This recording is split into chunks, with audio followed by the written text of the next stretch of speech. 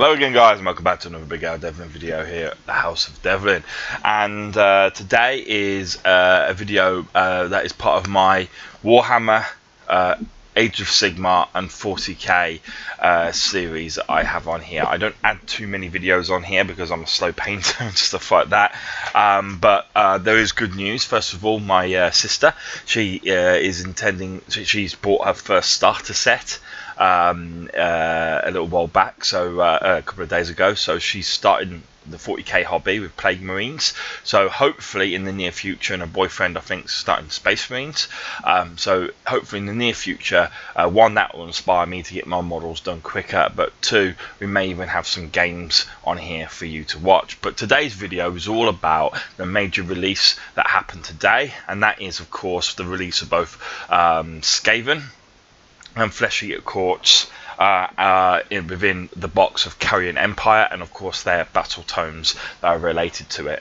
Now, for those of you who know, my very first, well, I would call it Warhammer video, but Age of Sigmar video that I put up here was about starting, it was before Flesh Eater Courts were actually created, but starting a ghoul army within Age of Sigmar. Using the Strugoi bloodlines and stuff like this, and at the time I remember one of the comments that went up immediately going was, "Oh, that's a bit risky, isn't it? Don't you think they might discontinue the ghouls?" And I was like, nah. Trust me, they're gonna create a death army out of the ghouls. And I was right, actually. I was very right. But unfortunately, I was kind of put off with the uncertainty, and that's one of the problems with Age of Sigmar, is the uncertainty of, you know, knowing what armies are going to be where and what models are going to be sort of got rid of and replaced, or how it's all going to work in the future. But there's a great deal of solidarity now within Flesh Eater Courts. Yes, we've had a battle tome, but it was a very old battle tome.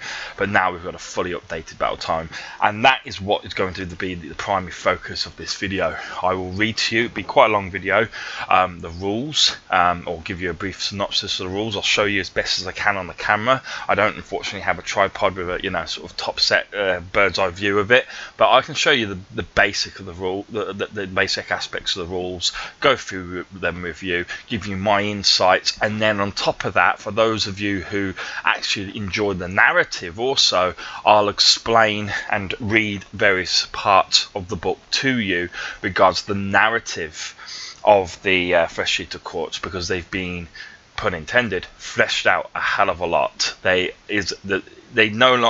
used to make sense, but now they really do make sense. It's like, oh wow, they can really exist in literally every single realm that you have, and it explains the existence of every single court that you can take that has special rules, and I'll explain what the courts are, what they're about, and the special rules they give, but also the restrictions that they give, because that's one thing that they've not put up online on like the Warhammer community page, and a lot of the reviews that I've seen so far, the restrictions that these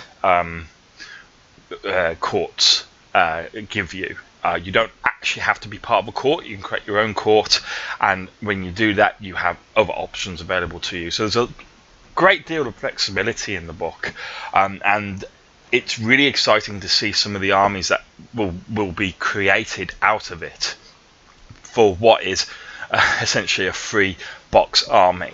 Now, my one thing that I'm very, very disappointed about is, if you remember on the Warhammer community, they gave the sort of the rumour mill picture, and it looked like one of the pictures looked very much like the Ring of a Terrorgeist. Now, it may very well still be the Ring of a Terrorgeist, and they're going to do a second release of models in a month or 2 months or 3 months time, a bit like they did with the Imperial Knights with Canis Rex, for example. They released Canis Rex, I think it was a couple of months after the Codex was released, and they might still be releasing a Varghulf, but at the moment there is no new Varghulf Courtier model, and that is killing me. I'm so upset because it is so outdated, but it's almost good enough to use. And I have done resculpts with it where you use the body as the main part and you put on flare wings on it or other wings that you've got at hand, and you can do some really cool sculpts. But unless you're like really good with the green stuff, the fur never seems to sit quite in place where it needs to. But it could work for a blister skin army where you put boils on them instead and things like this. You could have a few ideas at sculpting some new Volgulf models, but it's going to be hard, and they really need it. And the legs are horrific. Anyway, enough about what we haven't got. Let's concentrate on what we do have. For you today, I will show you a variety of things. Now I've got, and this is not an opening video, so I will do a video where I open this, but I have bought Carrion Empire, and they're the models that basically come within it. Okay, you can see this on the website very easily, but basically the reason I got it is because it has within it an Aberrant Arch Regent, which is the new model for the only new model apart from that terrain piece, which I forget the name of, which I've got in here anyway, which I'll show you.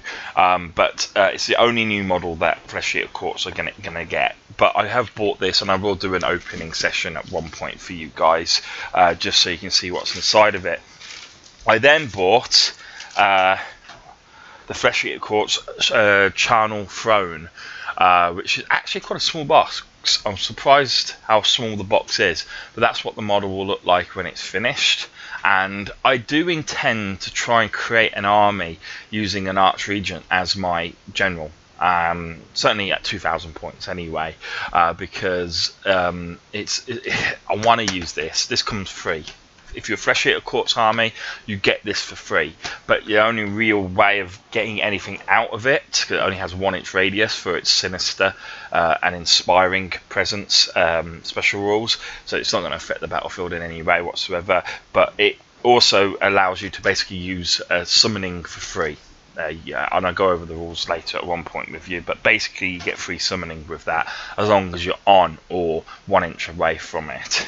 Now I bought one of those special, I pre-ordered it last week, one of those special sort of collections, so we say, where you get the cards, the endless spells, and the limited edition book for Flesh Eater Courts, which I will obviously focus on at the end. And as I say, I'll go for the rules with you, because I know a lot of you are going to be wanting to hear the rules more than anything else, and I will tell you what I've noticed has changed. And there have been a few changes that haven't been reported on yet, just to let you guys know. But I got the cards, the Flesh Eater Court cards, which this contains 17 unit cards, the endless spell cards, and the scenery war scrolls from Death Battle Tome Flesh Eater Courts, and they're all printed onto individual cards. So it's just essentially a handy way of not bringing your limited edition book with you, or if you do, keeping it nice and safe, because you're not going to want to get that damage. You just take that with you instead for quick, easy reference on the main rules. Okay, and I would probably say obviously use the app as well on your phone. Okay, the second thing I got was of course the endless spells.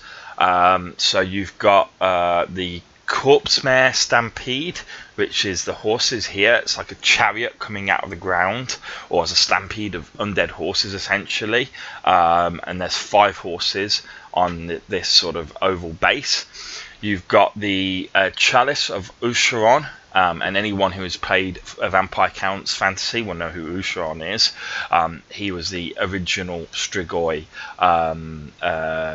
They weren't called Ghoul Kings back then, they were called the Strigoi. So he's the original Strigoi, the origin of the Strigoi bloodline, and he was one of the generals, I believe, in the Lamian forces, which was the city of vampires that existed in the old world. But of course, that's gone now. But Usharon is now the named Carrion King. The Carrion King is Usharon. So they've brought him into the modern world of AOS, Age of Sigmar, They brought him in and directly referenced him. So you never know. One day we may have an Utron model. You never know. There's nowhere in any of the stories that I've read that he's been killed. So it's interesting. And he's a vampire. Even if he was killed, he could come back. And of course, the last piece is the cadaverous barricade, which is here. That's really useful. What I like about all these spells is they have quite long range, so you can pop them quite far away from your wizard, whichever one uses them. Because of course, when you purchase them, they're quite cheap. I think they're 30, 40, and 60 points. And I don't know which order. I think this is 60, this is 40, and this is 30, if I remember. Okay, but we can go over that later. But you know, they're quite cheap, and every aberrant wizard that you have in your army, that is to say every vampire that you have in your army, can cast these spells. Okay, so they're useful to purchase because it gives an extra spell to every single one of your wizards. Now, of course, one of the things that you do get is within the new rules a whole new spell lore just for Flesh Eater Court armies. And of course, just like with all the other armies, you get your standard spell for the model that you're talking about. So you get Arcane Bolt, Mystic Shield, and you get one unique spell for the model. Okay, so if you go for the Aberrant Ghoul King on foot, you get, is it Blood Feast or whatever, and then if you go for the one on the Terrorgeist, you get something else which gives you like 5+ save essentially on top of your save. You know, they all vary, they all have unique spells, but then you can give uniques, the unending spells. Everyone gets access to them, providing they're able to cast it. And as I say, if you're an Aberrant, which means vampire, then you will be able to cast it. And this is what we're going to be focusing on in today's video. So this is the Flesh Eater Court's limited edition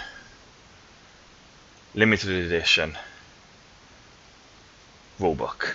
Beautiful. I just love the simplicity, the simplicity of the artwork. And I've fully read through this.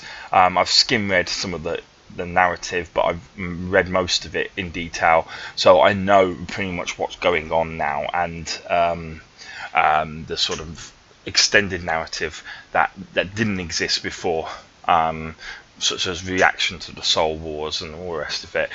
It is all covered by this new rulebook. And of course, the new court system that has been introduced, such as the Morgant Grand Court, or the Hollow Morn Grand Court, the Gristlegore Grand Court, the Blister Skin Grand Court.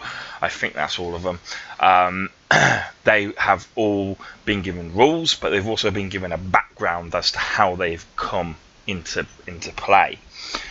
So very interesting. And I will go through the narrative later on.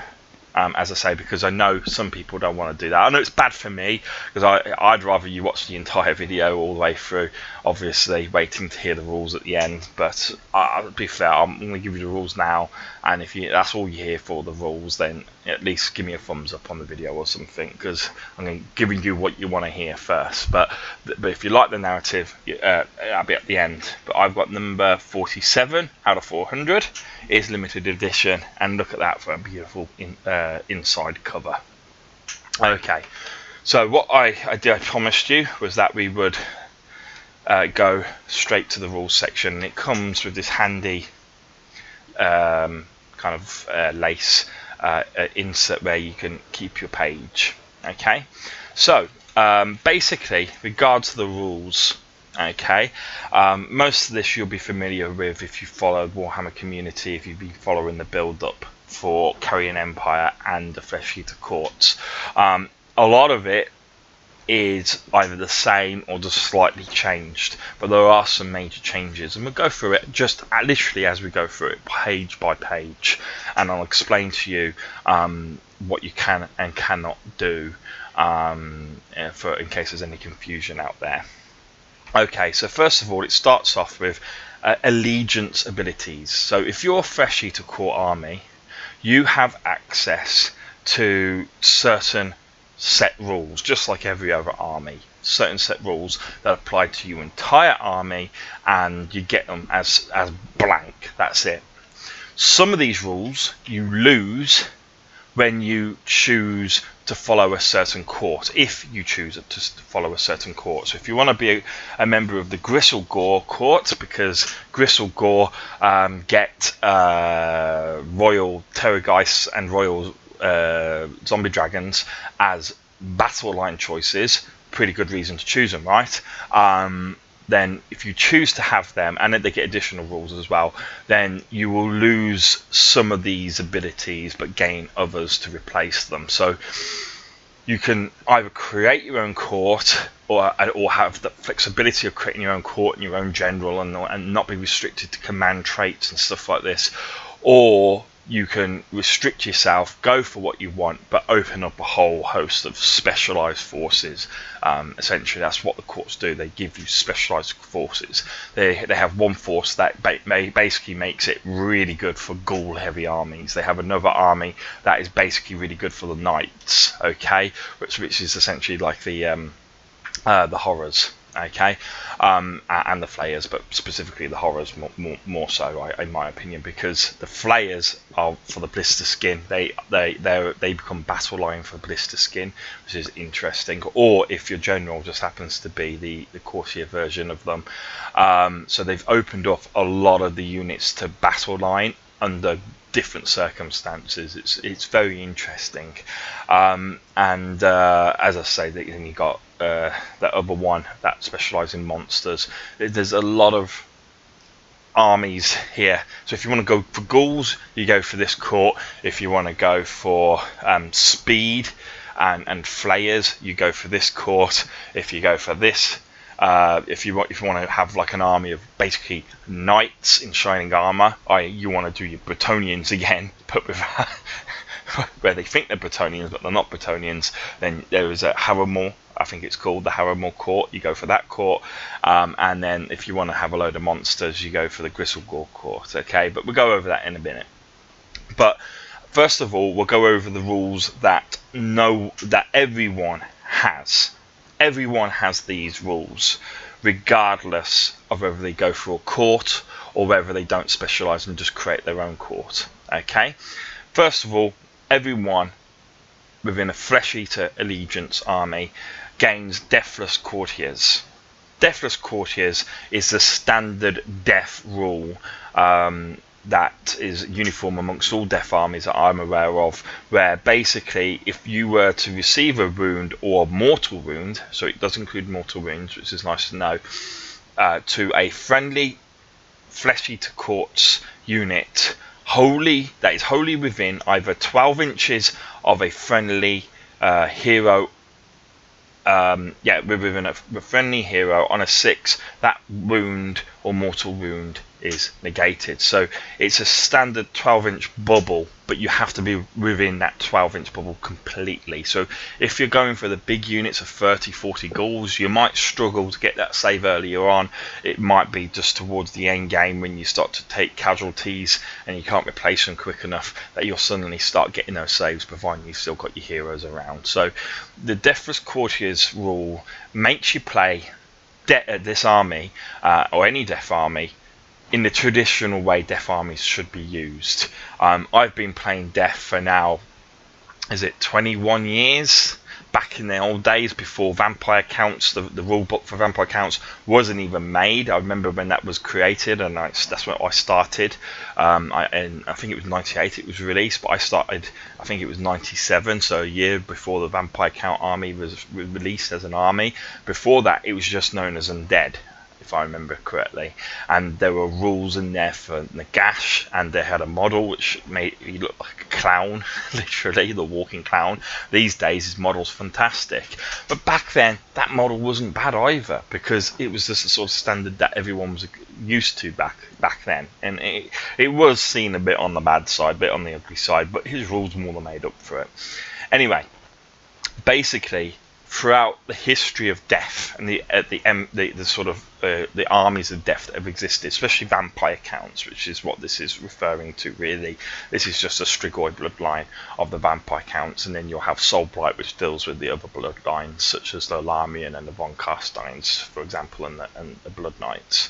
Okay, but this deals with the Strigoi bloodline. And whenever you play with death, in the old days, for example, when you had blocks of infantry in squares and so on and so forth, you would have things like rank bonus to work out combat resolution. You would have casualties inflicted, but then you'd have things like rank bonus, which would go up to +4. If you had a standard in the front rank, that would give you +1. If you had a war banner, which was a magical standard, then you'd get not +1 but +2. And if you outnumbered your opponent, you'd get another +1. If you made a side flank, you'd get +1, or a side charge, you get +1, and a rear charge, you'd get +2. So you could end up getting a combat resolution of 7 before even inflicting any casualties. And the problem was as a death player, say you were playing Blood Dragons and you had this hero which they were really, really good in melee combat. They charged right into the front of a unit like this. They would have to inflict, I think it's minimum of 5 wounds, just to not disintegrate or start disintegrating, because as the undead, what happened was you were completely unbreakable. You couldn't run. There was no bravery for undead. That's why undead have bravery 10 in Age of Sigmar, to represent the fact they don't run. But they do disintegrate, or in the case of the ghouls, they will kind of like flee underground temporarily and maybe pop back later on. But with true undead, like skeletons and zombies, they don't run. But the magic that holds them together is disrupted when they lose combat. And so if you used to send a vampire off on his own, who would more than happily, without this special rule of disintegration, chomp for a unit of 20 spearmen, no problem whatsoever, really. Oh, he might struggle, he might take 1 or 2 wounds, but he's not going to take too much damage, especially with the right magical artifacts. That was a great idea, but you couldn't do it because your combat resolution would just disintegrate you. Whereas your skeletons and zombies, which was your battle line units at that point of time, your core units, when they went into combat, they had the numbers to take the damage from losing combat, but they didn't have the hit that you needed to minimize the amount of damage that unit would take. And so they would hold you in place for a long time, but quickly that attrition would build up and build up and build up as they lost their ranks, as they lost outnumbering bonus, so on and so forth, and they would quickly disintegrate if they weren't supported by a character. And this is why characters and units in death have this kind of relationship.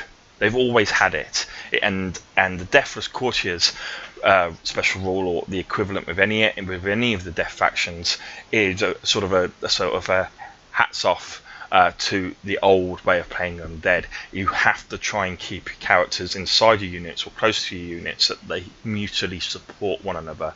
So the vampire kicks ass and smashes a load of people, but just in case, if there's any return strikes or whatever, it's these guys, the Gribblies, your skeletons, your zombies, your ghouls in this case, that are taking the damage and not your vampire.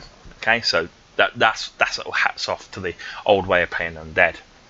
And everyone gets that. Doesn't matter whether you take courts or delusions. Okay?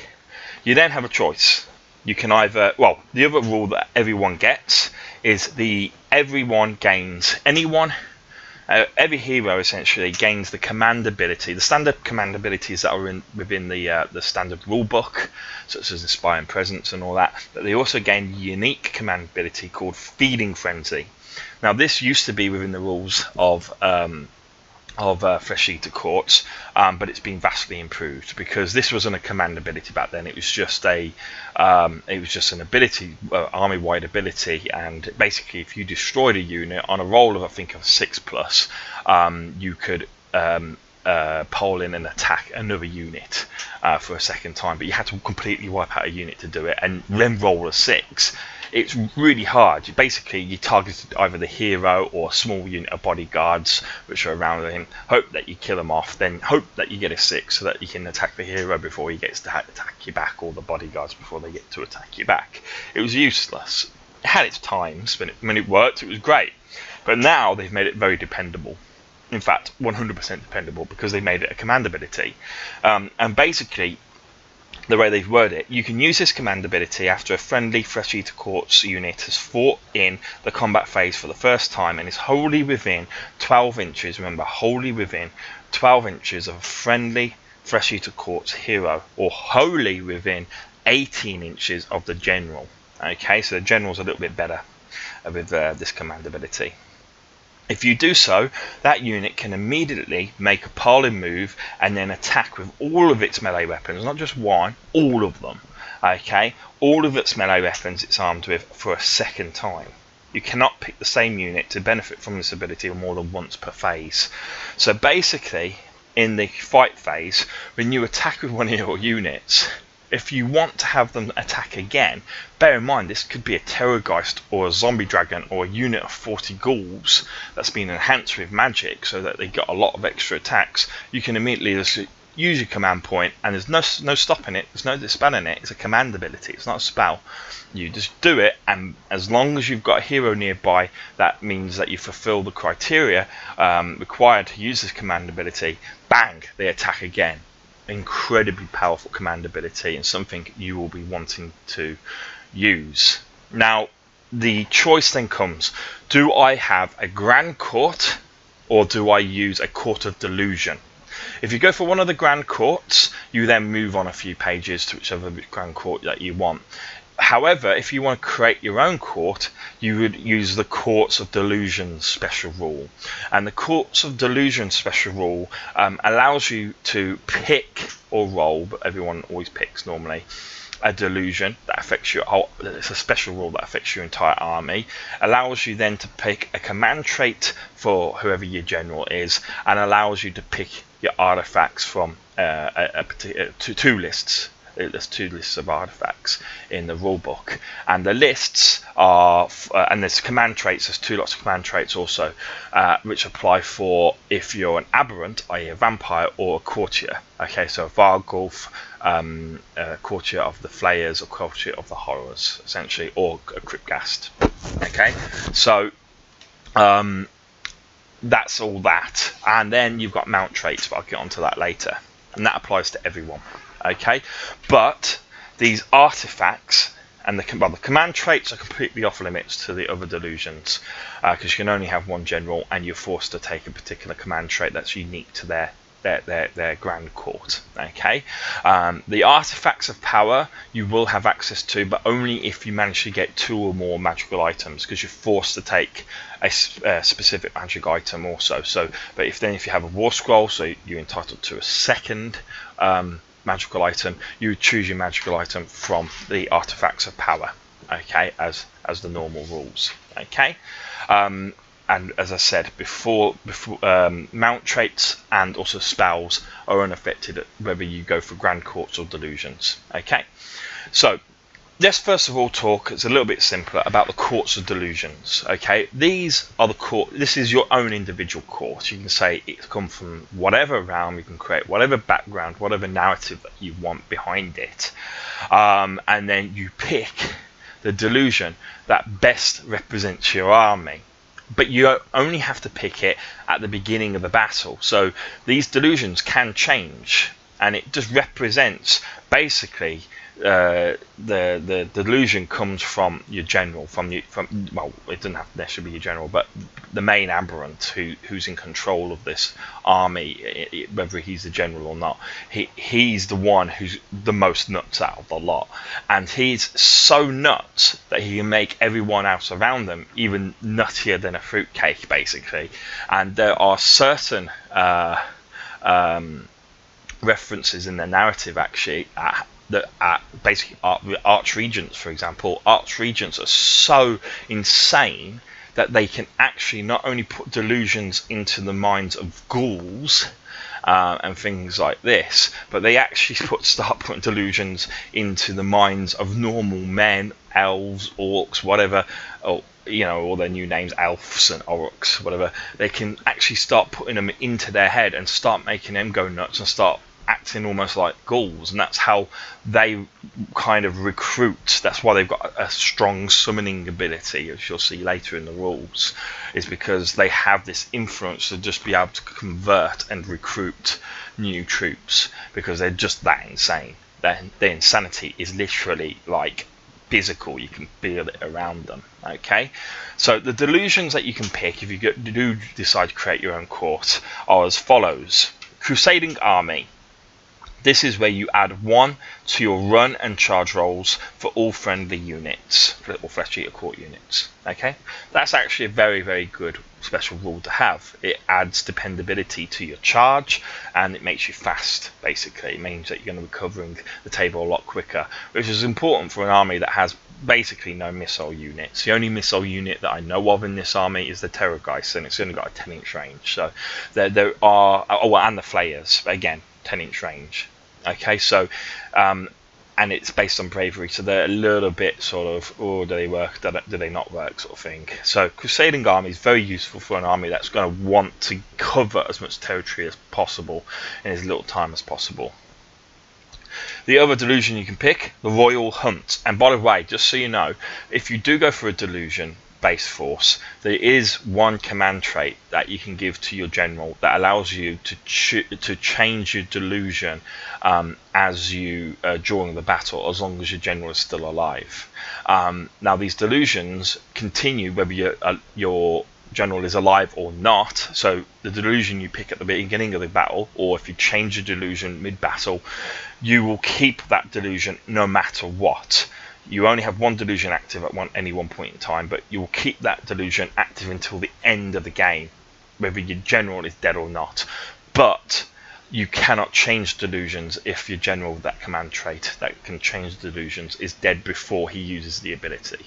Okay, so there's one thing here. So bear in mind, you can start the game with one thing, but if you go for that command trait, you can change it later on to a much more sort of focused command trait, essentially. Well, sorry, delusion. Okay, so the Royal Hunt. You can re-roll hit rolls of 1 and wound rolls of 1 for attacks made by friendly Flesh Eater Court units that target a monster. So if you want to go monster hunting, or if you're going up against, like, that ogre army, I forget which one's what the full name of it, then that's a great choice. Okay, the Feast Day. This is probably going to be the most used delusion out there.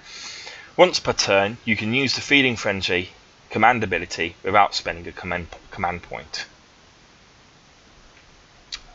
That is awesome. Now that exists whether your general gets killed or not. So as long as you've got a hero in your army, and all your heroes in your army will have Feeding Frenzy command ability, in addition to any other command abilities they might have. So all your courtiers, all your aberrants, they all have Feeding Frenzy.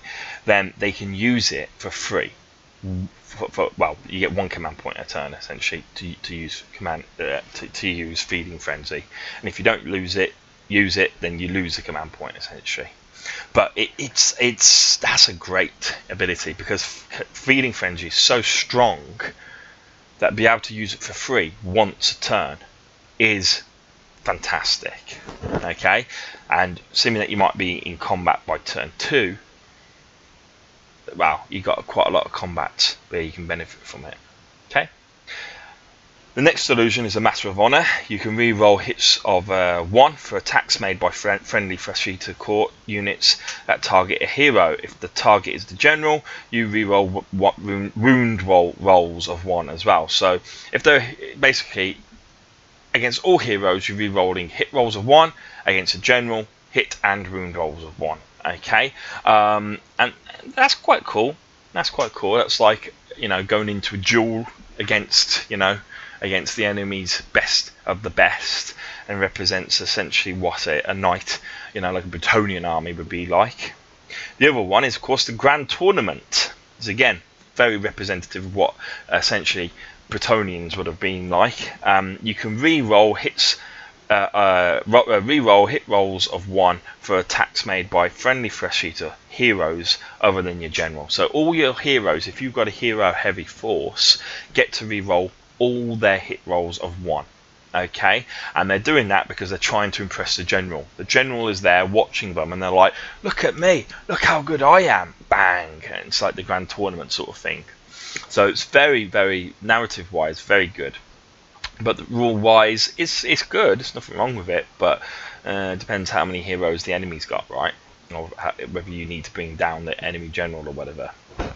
Okay, so Defenders of the Realm is the last and final delusion that you can choose. You can re-roll save rolls of 1 for friendly Flesh Eater Court units that have at least half their models wholly within their own territory. Right, this can be useful. Remember, you are an aggressive army. You're an army that's going to want to get up in close into the enemy's face. However, there are other armies like Khorne, for example, that are also like that. And if you're going up against an army with no or very minimal magic ability and ranged attacks, as I say, like Khorne, Defenders of the Realm is actually quite good, because you could just sit back in your own territory, just claim your own objectives, and sit back and have a boost to your save. Now, it doesn't give +1 to your save. I think that's what the old rule used to be. You just re-roll save rolls of 1, which isn't quite as good. But remember, you do have Deathless Courtiers on top of that. So in big masses of ghouls, that could be quite useful. It's going to save a few ghouls here and there, but ghouls are cheap. You really that bothered about saving that many ghouls? And you know, yes, it can be quite useful for saving the odd wound on your Terrorgeist, but again, it's not going to be the best. But if you are going to play defensively, almost like you're being besieged by an army of orcs or something, and you're defending your castle, your territory, which is very fluffy, you know, in the idea of you being a knightly hero. Because bear in mind, Flesh Eater Courts, they truly believe that nuts and insane, that they are knights of the realm, and the servants, you know, the peasants that serve them and all the rest of it. They believe they're truly these virtuous men, essentially at arms and stuff like this. So being on the defense is something that you may very well be against only certain specific armies. But the good thing is you can pick this delusion at the beginning of the game, so you can tailor it to the forces that you're fighting against. So if you're going up against something really shooty, for example, you know, like Caradon overlords, you're not going to want that, because they're just going to stand back and just shoot you, and they're not going to engage you. Okay, so command traits. Okay, well, command traits, we have 2 sets of command traits. We have command traits on if you pick a vampire, an aberrant, what's called an aberrant, the keyword aberrant.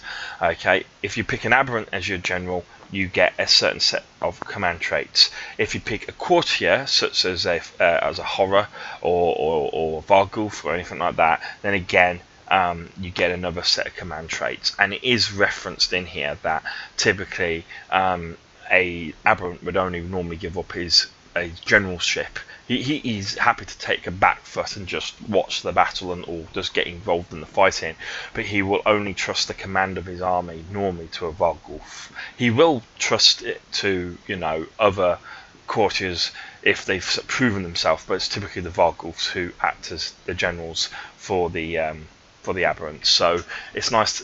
It's a shame, as I say, that they haven't done a Vargulf model. It's a real shame, because if they had, everyone would be buying at least one of them as a sort of general for smaller armies, if nothing else. And then, of course, we'll go through the artifacts of power, and again, that is split between aberrant and courtiers. Okay, so if we look at the command traits for the vampires, the aberrants, okay, the first one they can have is called the Bringer of Death, and this allows you to re-roll wound rolls for attacks made with the general. That's okay, only affects a general. He's pretty good at wounding anyway, so you know, but at least it means he's gonna be hitting hard, I suppose. And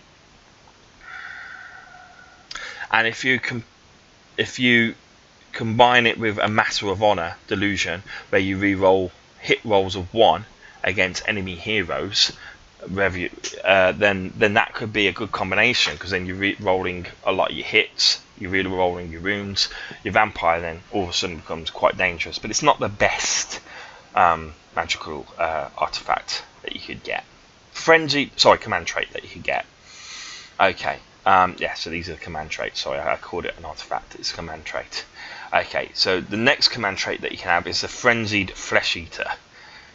This allows you to re-roll hit and wound rolls for all attacks made by the general if there are any enemy models that have suffered any wounds within 3 inches of the general. Now this is a little unusual, so let me explain it. So basically, if you are fighting an army where most of the models are just 1 wound and that is it, if you kill 5 models in that unit, doesn't matter, you're not going to benefit from the Frenzied Flesh Eater rule because they've all died. They've not taken wounds. They've died, essentially. Well, they have taken wounds, but they've died. But if you're fighting multi-wound models, okay, then, and one of them, or one or more of those models within 3 inches of general have already taken a wound, as I say, then you get to re-roll all hit and wound rolls for the general. Okay, and it can be good. It can be really, really good for finishing off enemy generals, for example, that you've wounded with magic, for example, or with your Terrorgeist Scream or whatever. It can be great against multi-wound units, as I say, units with multi-wound models. It's going to let you cut in real deep and nasty into them, but it is very kind of, it's not always going to work. It's not always going to be useful and able to be used. Okay, but it does make you very good against heroes, generally speaking. Okay, if you don't kill him in the first round, you're definitely going to kill him in the second round, essentially. Savage Beyond Reason. If the unmodified hit roll for an attack made with a melee weapon by this general is a 6, that attack inflicts 2 hits on the target instead of 1. Make a wound and save roll for each hit. So that's nice. That's very nice. If you just get a roll of 6 to hit, unmodified, you get 2 hits instead of 1. So it's like Necron Tesla rule. Okay, very nice. That's good ability. Okay, Majestic Horror. This is a very good ability as well. If the general is changed, by the way, it used to be different to this. It used to allow you to use your command ability to summon twice in 1 turn, and it could be the same summoning ability. And it's a shame they haven't kept it to that, because I did love that. But if the general is, this is what it is now. If the general is chosen as the model that uses a command ability that summons Flesh Eater Corpse models to the battlefield, they can use it without a command point having to be spent. So they basically get to summon. They get to summon units to the battlefield for free. They don't use command points to summon. And that's not as useful for Aberrant Ghoul Kings, who can only summon 1 type of unit once a game. Okay, so if you're on a Zombie Dragon, you get to summon a Courtier, but you only get it once a game. If you're on a Terrorgeist, you get to summon in either Flayers or Horrors once a game. So it's not as useful. It's just basically a free command point in that case. But if you're an Archregent who can summon in 20 ghouls, a Courtier, and 1 or the other of 3 Flayers or 3 Horrors in the game, you can summon literally 1 of each of those, then it's particularly useful because it's like worth 3 command points essentially. You get 3 command points for free, and you don't have to sit on that throne that essentially gives you lets you summon for free. You can be on the move. So if you want an Archregent on the move and you make him your general, Majestic Horror could be a very useful ability to use. However, Dark Wizardry is also a very good ability to use on an Archregent also, more so than the Aberrant Ghoul King. And this is because it adds +1 to your casting, dispelling and unbinding rolls for this general. So your general can now, if you're an Archregent, I know we haven't been over the rules for him yet, but a little sneak peek, he can cast 2 spells a turn, and he can unbind twice a turn also. So now he's getting 2 spells off a turn, or 2 dispels off a turn, or unbinding a turn, and he's getting +1 to each of those attempts. So he's getting the most out of that trait, out of anyone. If you give it to just a normal Aberrant Ghoul King, whether they're mounted or not, they only get 1 of each. So essentially you can get up to 4 benefits a turn from that. And then the final and last command trait, which I've already referenced to before, is Completely Delusional.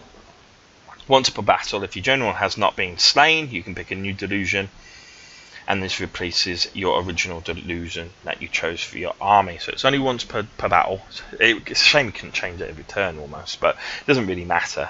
I mean, once per battle, that's more than enough, because you're probably going for feeding frenzy anyway, or sorry, the feast day, to just get basically a free command point every turn that you can use feeding frenzy command ability. But it's nice, but then again, you're not going to be able to use that in the first turn, so you might want Crusading Army in the first turn so that you can move up as close to them as possible, maybe even into your second turn, so you can get your charges off, and then you switch to Feeding Frenzy as the enemy starts to get hurt. So second or third turn, you'd probably use it that's one of your uses that you would have. Now, if you're Courtier, you've got other ones. Okay, so you've got Bringer of Death again, which is reroll wound rolls for attacks made by this general. So yeah, okay, not bad, not great either. Frenzied Flesh Eater, it's exactly the same as we've just previously read for the aberrants. Okay, so there is some repetition. Savage Beyond Reason, again, we've done that. That would be particularly good with a Vargulf because they've got a lot of attacks. So that would be very good. Then we get on to 3 unique command traits for the courtiers. Okay, 4, 5, and 6. Okay, we have Hulking Brute. They gain 1 wound. Okay, so the courtier gains a wound, which is quite nice because most of the courtiers don't have a great deal of wounds, so it's nice to add just to their toughness. It's not a great ability, but it's good. Okay, Cruel Taskmaster. If your general uses the muster ability, that's his ability to replenish troops. So normally with mustering troops, you roll 6 dice for each courtier that you've got, and depending on the courtier, you get different results. So if you've got, let's say, a Vargulf, then if you roll 6 dice on a 1, 2, 3, or 4, you get to resurrect a ghoul. Okay. For every roll of 1, 2, 3, 4 you get, apart from 1, I think 1's fail. I'll have to read the rule afterwards, but I know you get 6 dice normally, and it's no different to how it used to be. Okay, and then on a 5 or 6 you get to restore a model to either a Flayer or a Horror unit, essentially. Well, this allows you, Cruel Taskmaster, to re-roll the dice that determine if slain models are returned to unit, but you must re-roll all the dice, which is a bit of a shame. If you could just re-roll the ones that failed, i.e. just the ones, it'd be brilliant. Or if you were, for example, the Flayer Courtier, then an Aberrant Courtier, an Aberrant I think it's called, then in this case you only get to replace models in a Flayer unit on a 5 or 6, so being able to get 2 out of the 6 rolls or 7 rolls, whichever you get, and then re-roll just the ones that you failed on, that would be fine. But do you really want to risk it? It's a hard one. Cruel Taskmaster is a hard one, but it is a useful ability because it gives you a little bit of flexibility, a little bit of choice on what to do. Dark Acolyte, the general gains the wizard keyword, and that's important. It becomes a wizard because there is an artifact that you can get that allows you to cast Arcane Bolt, but it doesn't make you a wizard. Okay, so it's important. The general becomes a wizard, which means he gets access to a spell from the spell lore.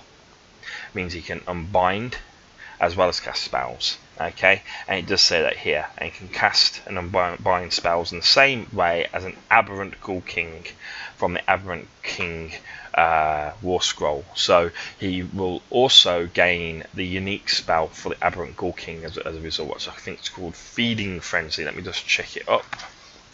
Because I haven't really gone over the rules, I must admit. I've kind of kept that. I've gone over the narrative, but I haven't gone over the rules as much. I've gone through it quickly, but not in massive. Black Hunger, that's it. So you would gain Black Hunger. You'd gain a spell from the spell lore, and and you would also gain Arcane Bolt and Mystic Shield. So it's quite a useful ability actually. It gives you a lot of spells, and it gives you another wizard in your army, which is always useful for death armies.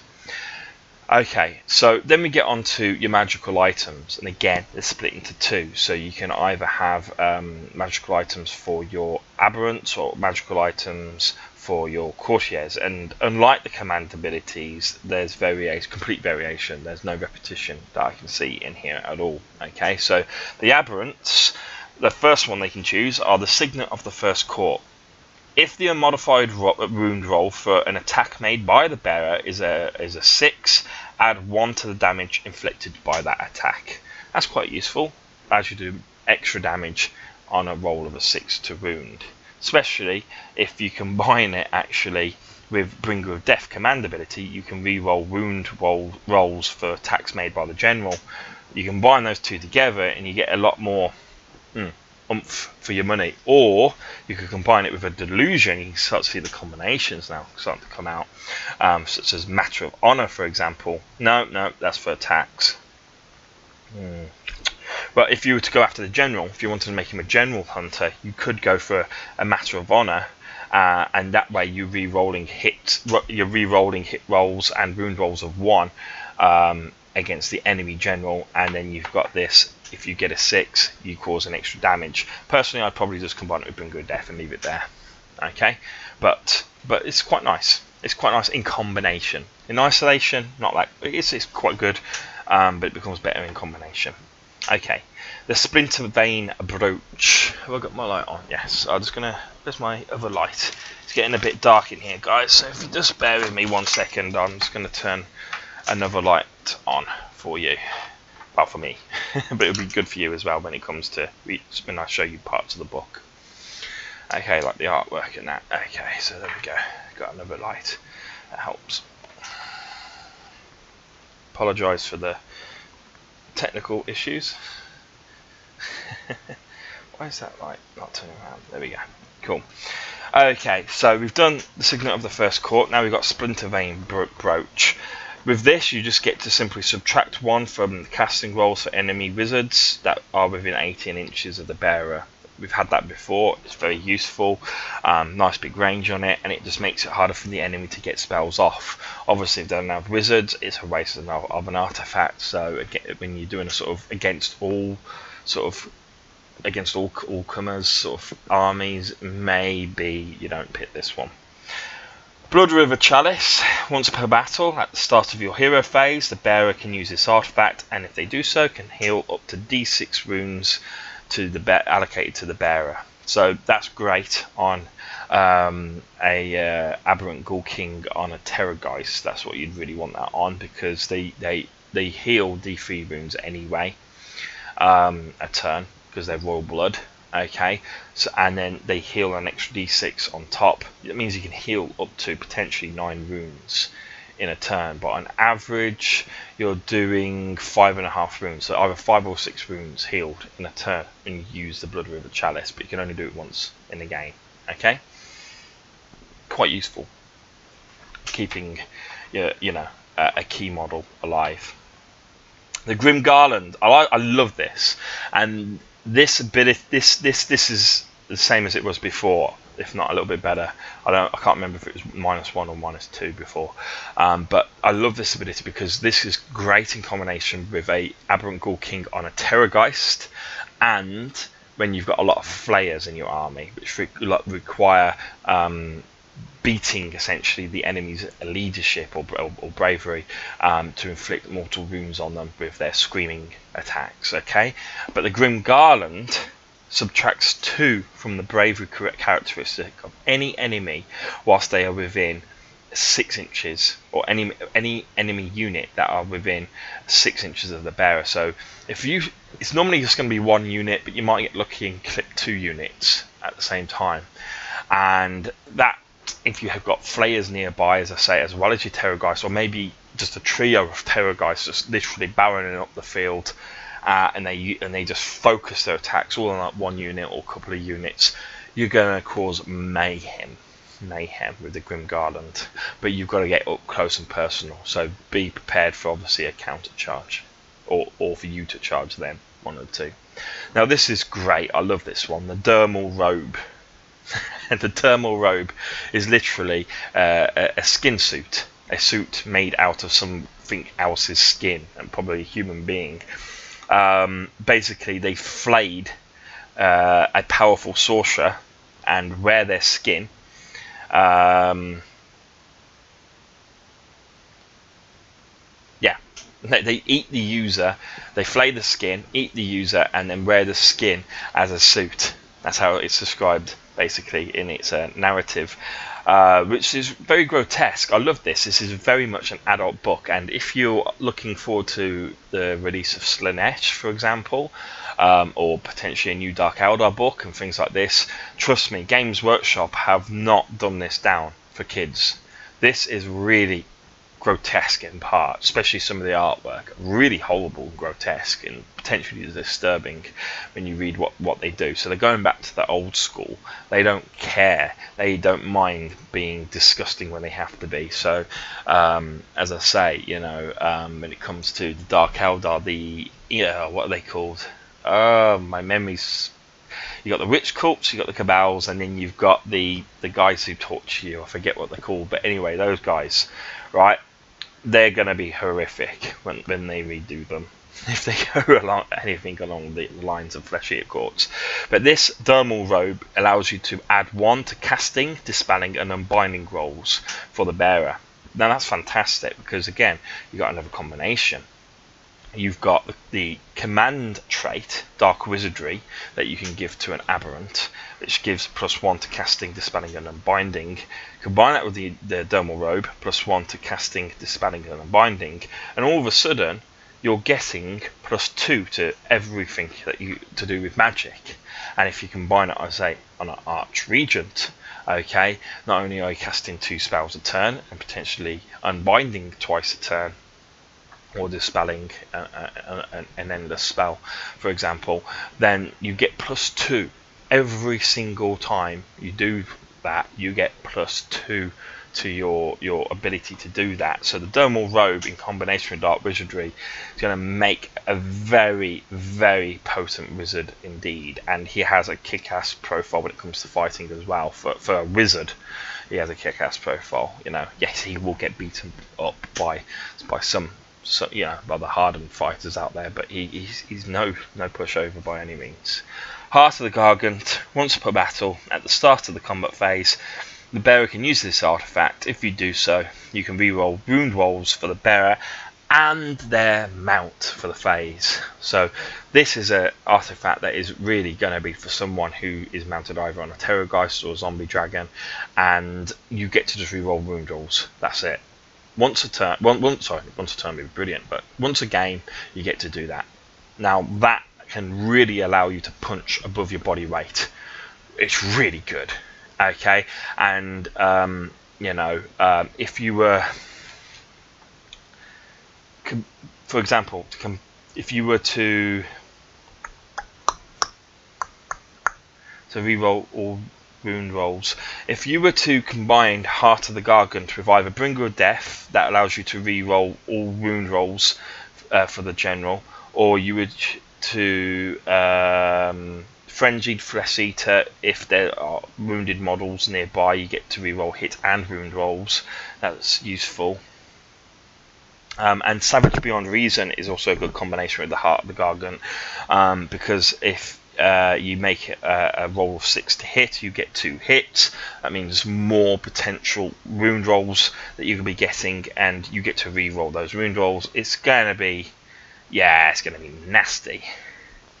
That's going to be nasty. In fact, actually, no, it's useless with Bringer of Death, because that allows you to re-roll your wounds anyway. But if you can combine it with Savage Beyond Reason, for your general's attacks, that makes your general really dangerous, because he can be inflicting 2 hits for every attack, potentially 1 in 6 chance, and then when he goes to wound, he re-rolls his wounds, but his mount also then gets to re-roll wounds also. It can really allow your general, or your, well, yeah, it would be your general in this case, but your vampire on a Terrorgeist or Zombie Dragon to really punch above their body weight, and they hit hard card anyway, so it can be really good for taking down really powerful heroes. We then look at artifacts for courtiers. Okay, we've got the Healing Bone. Pick a weapon that's used by the courtier. It has a range of 3 inches. Some people would go, oh, that's a bit shit. Put it on a Vargulf. They kill a lot. Okay, they're dangerous as anything, especially when enhanced with magic and stuff. So put it on a Vargulf, and you'll get that 3 inches will help a lot. Okay, Medal of Madness. Once per battle, the bearer can use a command ability on their war scroll without a command point being spent, and they are treated as if they were a general when they do so. So, for example, if you did, they may have a command ability naturally anyway, but if they don't, well, they can use Inspiring Presence, all that kind of stuff. But obviously, Feeding Frenzy is the command ability you want. If for some reason you don't have the Feast Day as a delusion, then this would, Medal of Madness, once in a game, allow you to use it for free through that courtier. So it has some use, especially if you have, completely delusional on your actual general, and you've just got this as a second magical item on sort of like your lieutenant, so to speak. Then it has some use, because it means that if, for example, you can keep the Crusader, let's say, delusion on to definitely sort of, well, you can turn it off at the beginning of turn 3 rather than the beginning of turn 2 to get the maximum movement forward as possible. And if 1 or 2 units do get engaged because of counter charges, you've got Medal of Madness to try and help you out there. Okay, or you can get Feeding Frenzy free twice in a turn. Okay, that's the other thing.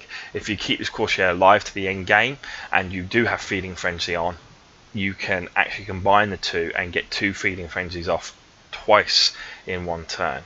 And it says to as the general, so that means that you'll be doing it within 18 inches rather than 12 inches. So the courtier doesn't even have to be close to the unit that it's trying to affect. So it's actually a very useful magical artifact you may overlook. It's got a lot of ability.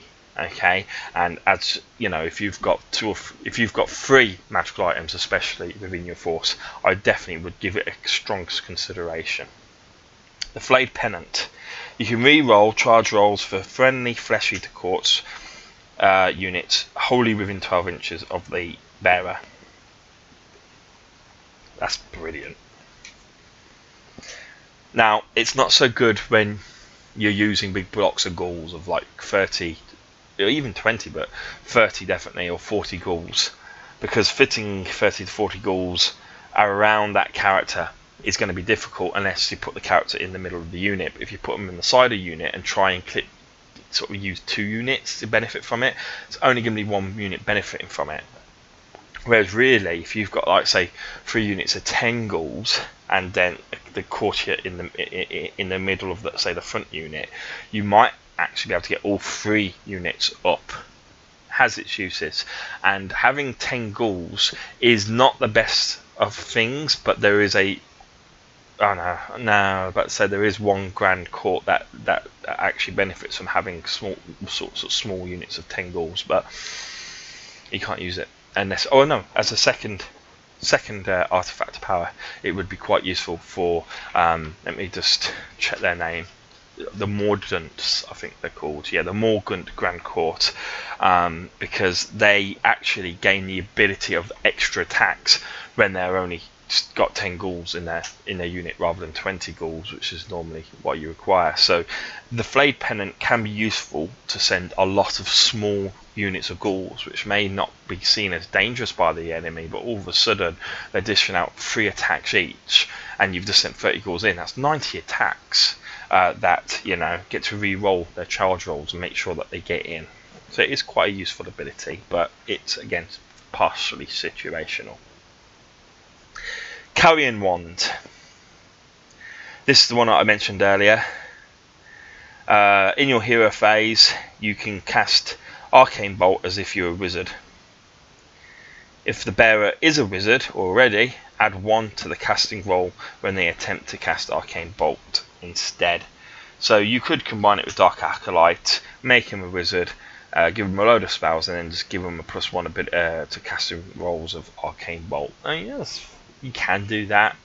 There's better combinations. Arcane Bolt's not that great, so but Carrying Wand, allowing them to cast Arcane Bolt as a wizard, it can be useful for just inflicting just the odd mortal wound, especially if you have, for example, a Frenzied Flesh Eater General on a Terrorgeist or a Zombie Dragon nearby, where they get rerolls to hit and wound against models that have already been wounded within 3 inches. That is potentially one way of just making sure that you're always going up against something nearby that is wounded. Okay, the Flesh Form Raiment, subtract 1 from the bravery characteristic of enemy units whilst they are within 3 inches of this bearer. Flesh Form Raiment is only going to affect 1 unit at a time, or a hero and a unit at a time. Okay, so it's not massively useful, but that one singular unit gets -1 to its leadership, to its bravery. If you have then, well, I discussed earlier, the Aberrant Ghoul King on a Terrorgeist within 6 inches of that same unit, giving -2, you now have -3 to their leadership. Flayers come along, and as long as they're beyond 3 inches when they use their ability, give a -2 to the bravery when they do it. So now all of a sudden you're giving, what's that, -6 to their bravery. So even if they're bravery 10, they now have bravery 4, and every Flayer rolls 2d6, and they inflict mortal wounds for I think it's the difference, or they inflict a mortal wound if they beat your bravery, whatever. But they Terrorgeist will just decimate the unit. It's a great way of just literally decimating the unit by just screaming the hell out of it.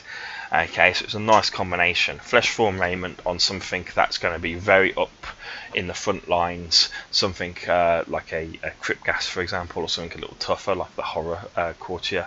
You have them up front. And then you suddenly bring in the general from behind with his Grim Garland, and there's and all the flayers. It's going to be nasty. Okay, right, then you have the Bilious Decanter. Once per battle, at the start of the combat phase, the bearer can use this artifact. If they do so, add 2 to the attack characteristics of the bearer's weapons in that phase. Okay, so you just gain 2 attacks once a game. I don't really know the courtiers too well in this rulebook. I haven't really gone through them too much, but I'm guessing that would help the Varghulf more than anyone else, because he hits hard.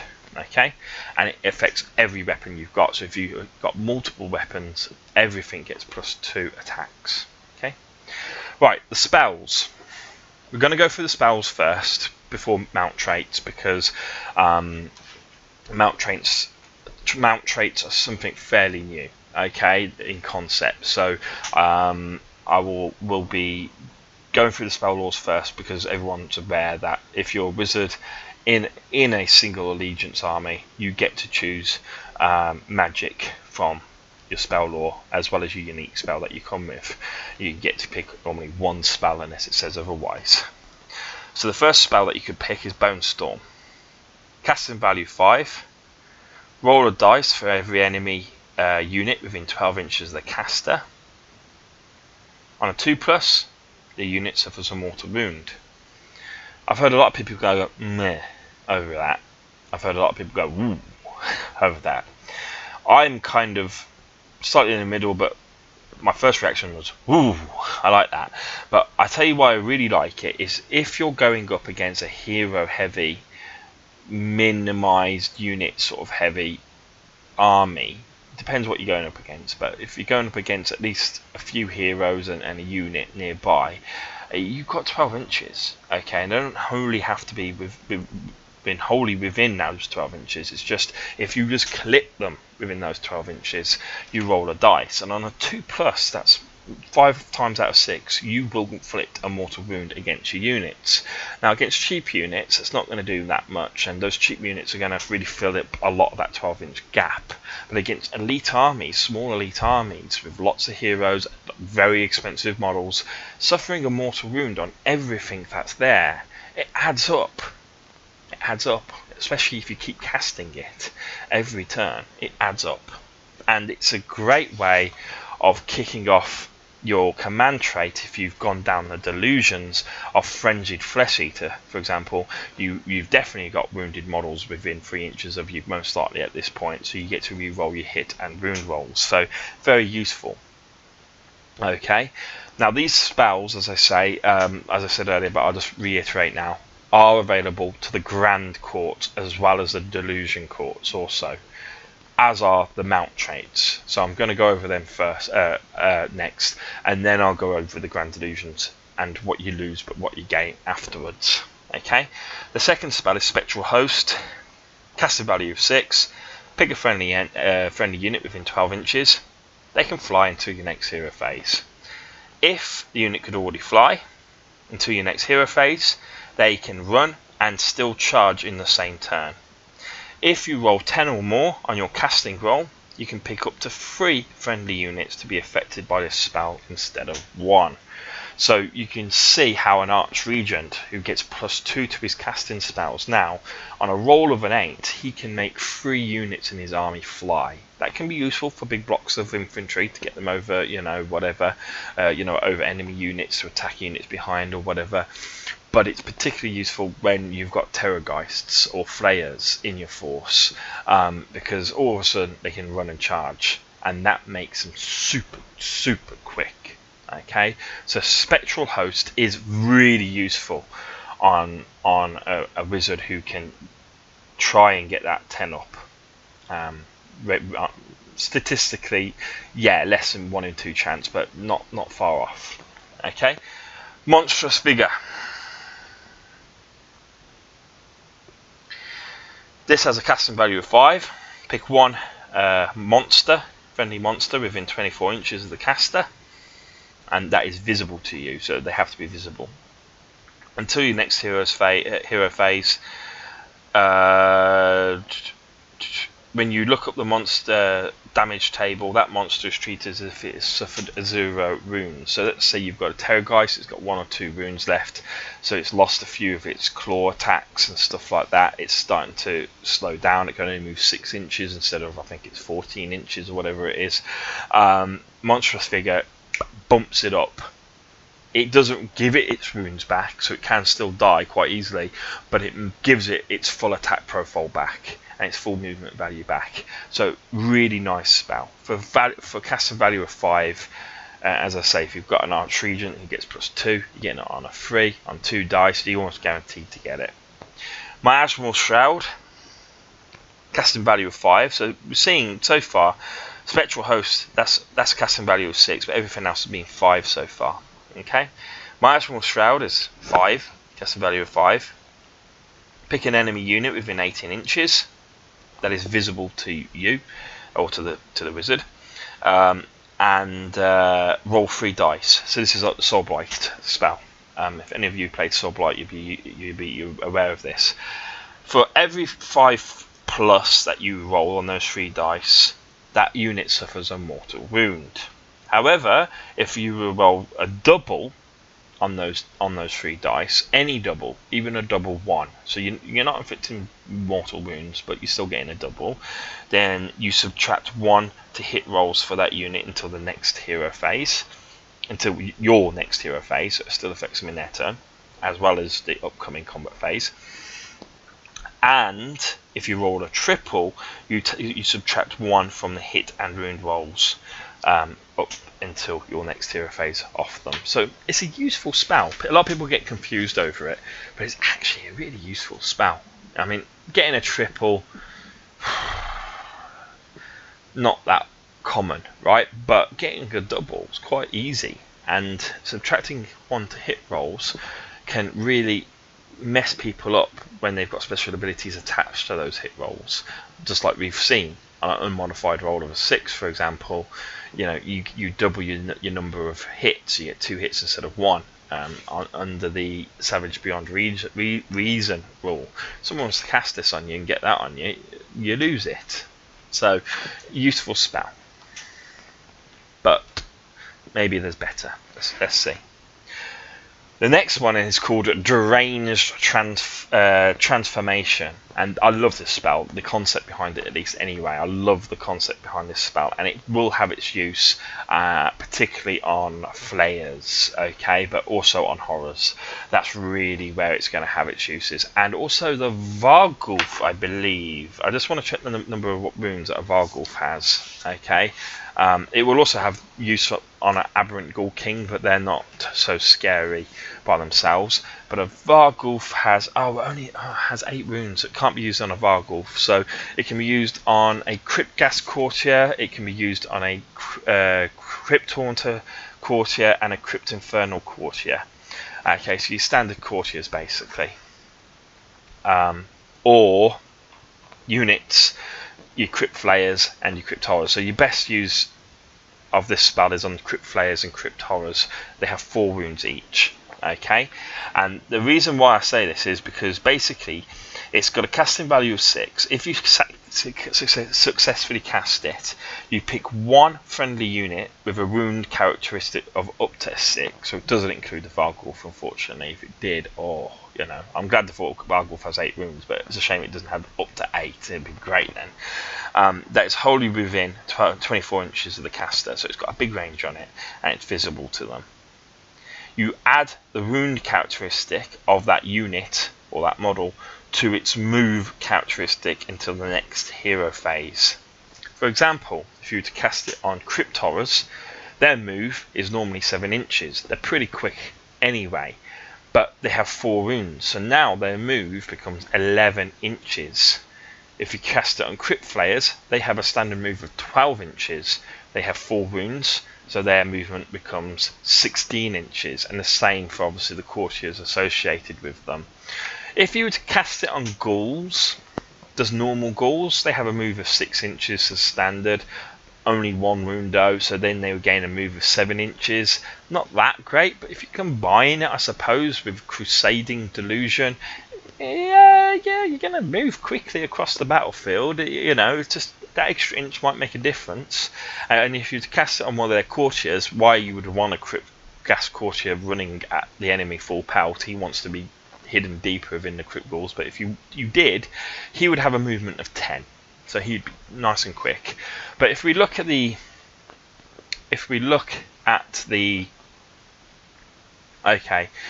Aberrant Ghoul King, so the Archregent has 7 wounds, so he can't be affected by this spell, but the Aberrant Ghoul King has 6, so he's going to get the most out of it. So all of a sudden, if you've got an Aberrant Ghoul King in the middle of nowhere and you cast this spell, he can move 12 inches. Might be useful for going to get objectives, or certainly getting him into combat where he needs to be, or within range of the spell. Say he's out of range of the spell, I don't know. Anyway, there's a few things that he's the one who benefits most from it regards the actual movement boost, but I don't know if I would want him speeding off that quickly unless it's to get him away from a big nasty dragon coming his way. Okay, so Blood Feast, casting value of 7, so this is the highest casting value of all the spells. So we've got 2 6s, 1 7 and 3 5s. Okay, so this has a casting value of 7. If cast, pick one enemy unit within 12 inches, not wholly within, but just within 12 inches. So it can be just one unit within the, one model within the unit that can be within 12 inches for it to be affected. They have to be visible also. And then pick a Flesh Eater Corpse that is within 6 inches of that enemy unit, not within you, but within 6 inches of that enemy unit. The enemy unit suffers D3 wounds. If the casting roll was 10 or more, the unit suffers D6 mortal wounds instead of D3 mortal wounds. Then for each mortal wound that was inflicted on a unit, you can heal 1 wound allocated to your friendly unit. If the friendly unit has a wound characteristic of 1, say ghouls for example, for each mortal wound that was inflicted, you can return a slayed model to the friendly unit instead. So with a 12-inch range, you could go kind of sideways. You could affect. You could. It's quite useful. 12 inches. If it was 18 inches, I'd say it's worth casting at 7. I think it should be casting value 6 just because of the 12 inches, or they should give it an extra 6-inch range. But just for the starting part, I don't mind the 6 inches. That's not too bad because you just target the unit that's in combat with them if needs be. But it's a useful way to do damage to your opponent and heal you at the same time, especially if your courtiers have been taken down or they're not around, or you're just taking that much heavy damage. You just need to do something to get the runes back. And of course, don't forget, this can be used to heal dragons also, you know, your Terrorgeists and your zombie dragons. So it can heal the big models, it can heal your heroes, your general, your archregents, your aberrant vampires, so on and so forth. And as I say, it can heal ghouls as well. So it can be very useful for keeping heroes alive. Excuse me. So the last and final thing to talk about before we go on to the actual grand courts themselves are mount traits. Now you get to use mount traits. This is something that wasn't explained in the Warhammer community description, and I haven't heard it described in any of the videos so far that I've seen on YouTube. But basically, there is a restriction to using them. If your Flesh Eater Court includes any heroes mounted on Royal Terrorgeists or Zombie Dragons, one of those heroes can have a mount trait.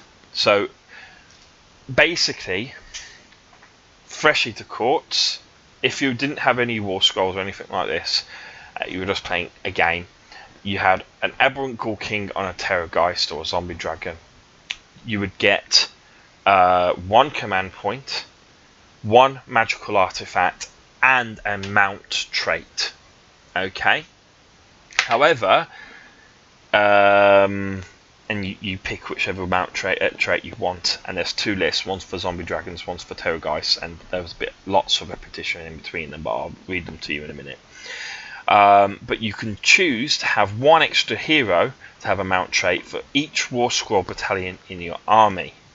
However, a single hero cannot have more than 1 mount trait. So this represents the fact that the heroes of your force, the Ghoul Kings themselves, will be picking the very finest stock as their mounts. They'll be picking the biggest and best Zombie Dragons and Terrorgeists out there, and they will be riding upon them. And if you have a War Scroll battalion, not only will you be getting an extra command point, not only will you be getting an extra magical artifact, but you'll and the benefits of the War Scroll battalion itself, but you'll also gain a mount trait for free. So War Scroll battalions are really, really valuable to Flesh Eater Courts. Okay, so let's just go through them quickly. Terrorgeists, they can have deathly fast. Zombie Dragons get the same thing. Okay, this allows you to run and still shoot in the same turn. So you can run and use your flame weapon or your screech attack in the same turn. Okay, Razor Clawed, again, both Zombie Dragons and Terrorgeists get this. You improve the run characteristic of the mount's melee weapons, so it doesn't include your flame attacks, but your melee weapons improve their rend characteristic by 1. That's quite useful. You become tin openers then, okay? Especially when you combine it with all the other things that you can do, like re-rolling wounds, hits here and there, casting spells on them to you know, do random shit, you know. Basically, it's there's a few combinations out there, a bit too much now to really start looking back and trying to work it out. And then after that, the third trait is different for the Zombie Dragon and Terrorgeist. So I'll read first of all the Terrorgeist. The Terrorgeist third trait is Horribly Infested. The model's infested ability, which means when it dies, it inflicts D3 mortal wounds against the enemy that killed it, essentially, or whatever. Now just inflicts a straight 3 mortal wound. So no roll, does a maximum 3 wounds. Nice, very nice. Baneful Breath for the zombie dragon. You can re-roll wound rolls for the attacks made by its pestilential breath. Then the fourth trait for both the zombie dragon and Terrorgeist again is identical, and that is your Royal Blood ability, which, by the way, you do not have anymore. Terrorgeist used to be able to regenerate, okay, by themselves, regardless whether there was a ghoul on the top of them or not. Zombie dragons didn't. They didn't regenerate. So people always picked, if they were going to have an unridden monster, they'd always go for the Terrorgeist over the zombie dragon, because the Terrorgeist regenerated and the zombie dragon didn't. Now, neither regenerate unless there's a ghoul king on them. So it's just a major change there, just to let you guys know. Okay, but now if they are ridden by a ghoul king, instead of healing D3 runes, they just heal a straight 3 runes, and that is probably the ability that most people will be picking. And because these aren't artifacts, because they aren't spells or command traits or anything like that, I'm not 100% sure, but I think the rule of 1 doesn't apply to them. So that means that you should be able to, if you wanted, if you had 2 or 3 zombie dragons or whatever Terrorgeists with in your army mounted with aberrant ghoul kings, they could all have this horribly resistant heal 3 runes ability. But please put in the comment section below if you disagree with me on that one, because I'm not 100% sure. I haven't got the rulebook on me to double check and quickly check, but I could see possibly that being FAQ'd or just confirmed. No, you only get one of these traits per monster, but it's nice to think that the different monsters can have the same traits. Okay, right, trait 5. It's different for both of them. Terrorgeist gets Gruesome Bite. You can re-roll failed hit rolls for attacks made with the Fanged Maw. Now that might sound shit, okay, because you only get 3 attacks with the Fanged Maw. So you get 3 attacks and you get to re-roll, what is it, hit rolls, yes. But let me just double check to make sure I am not leading you down a false alleyway here. This has potentially some major hitting power. Okay, so a Terrorgeist, here we go, Gaping Maw. Yes, the unmodified roll of a hit. That's nothing to do with runes. So basically,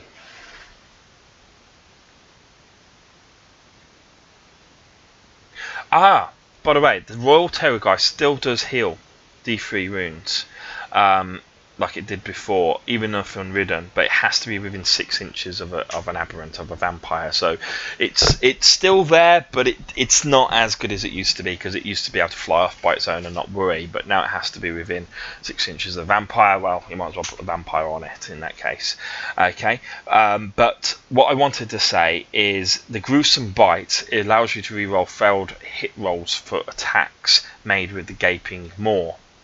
Now the Gaping Maw, okay, or the Fanged Maw attack, okay, has a 3-inch range, always hits on 4s, okay, never goes down according to depending on its wound value. But if you roll a 6 to hit, well, first of all, it's got -2 rend, wounds on a 3+, and just d6 damage. But if you roll a 6 to hit, it just inflicts 6 mortal wounds straight out. So that re-roll of hits with the Maw attack could be quite useful, because it means you're going to get just 6 mortal wounds more often than you would otherwise get, but it's not the biggest thing. The Zombie Dragon gets Necrotic Fangs. You can re-roll damage characteristic roll for your model's Snapping Maw, so instead of being able to re-roll hits, you re-roll the damage. Okay. Now, Devastating Scream is the last of the Terrorgeist traits. Add 1 to each of the Death Shrieks values on the model damage table. So again, if we go back to the Terrorgeist, as we said before, there are things we can do to reduce the enemy's leadership. We can reduce it by 3. essentially using magical artifacts. Okay, if you get 2 magical artifacts in your army, up close and personal, that is the Grim Garland and the, I think it's a brooch, isn't it? So you -3 to their leadership.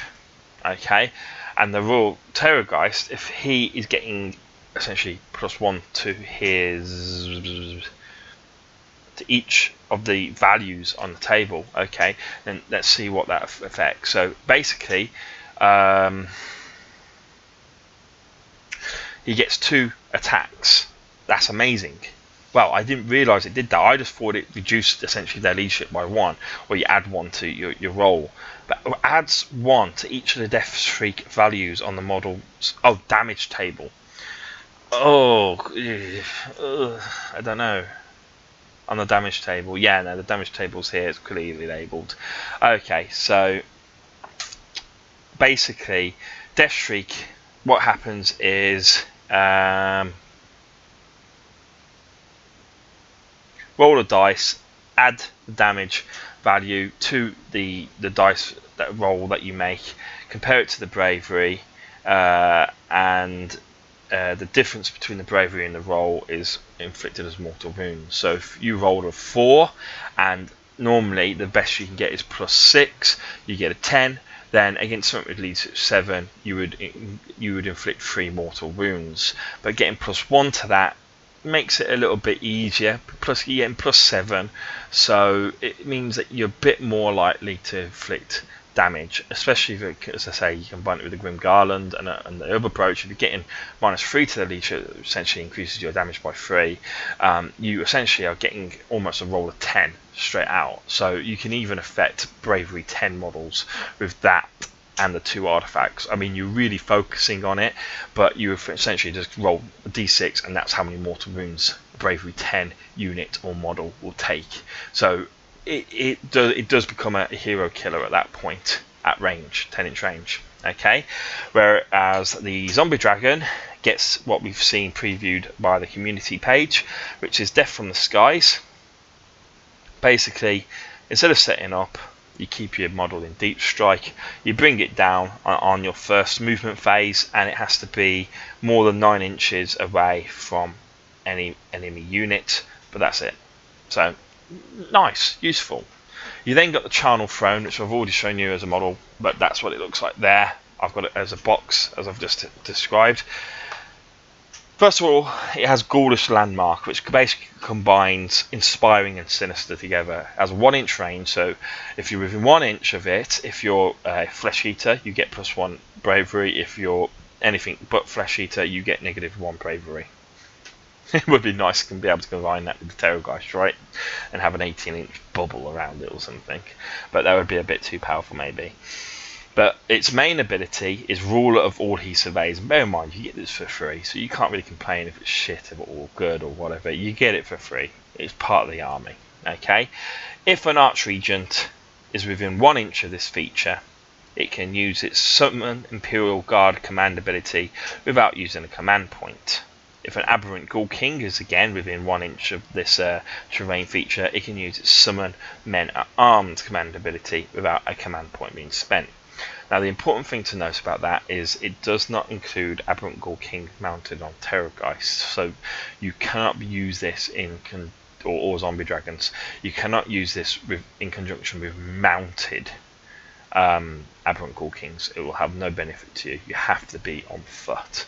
Okay, but the Aberrant Archregent is a very powerful summoner, so very useful to have.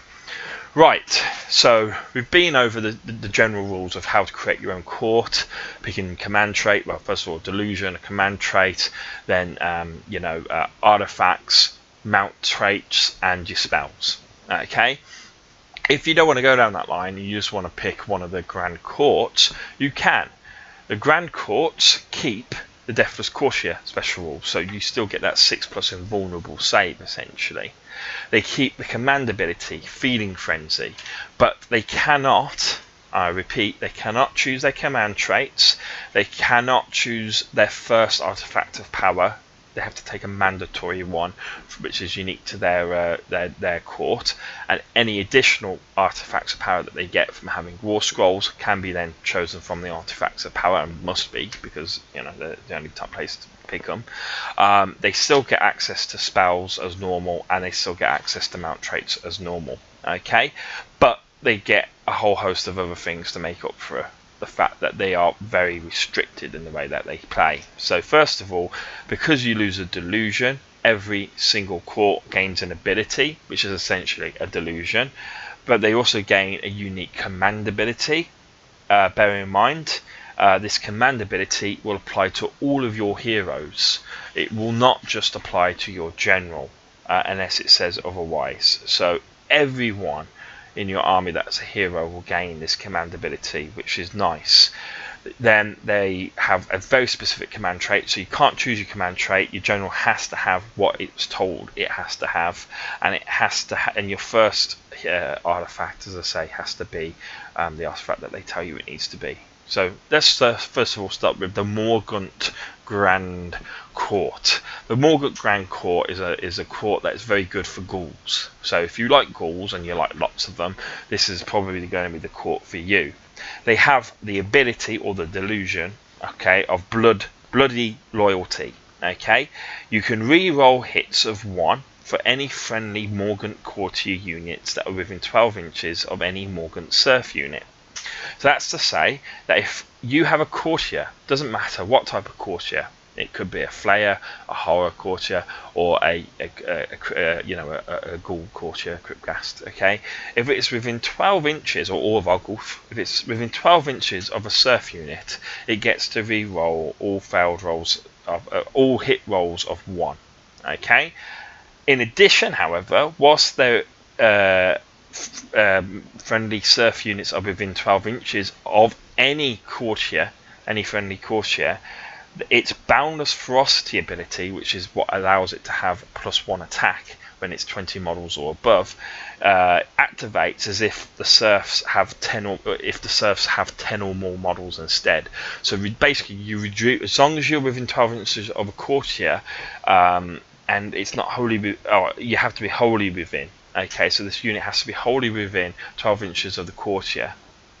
Then, and same with the courtier in return. The courtier has to be wholly within the serfs. Okay, but if the serfs are wholly within 12 inches of the courtier, then instead of having their ferocious attack ability, or whatever it's called, the boundless ferocity ability, activating at 20 models, it activates instead at 10 models, which means you can take units of 10 and still get 3 attacks per model instead of 2.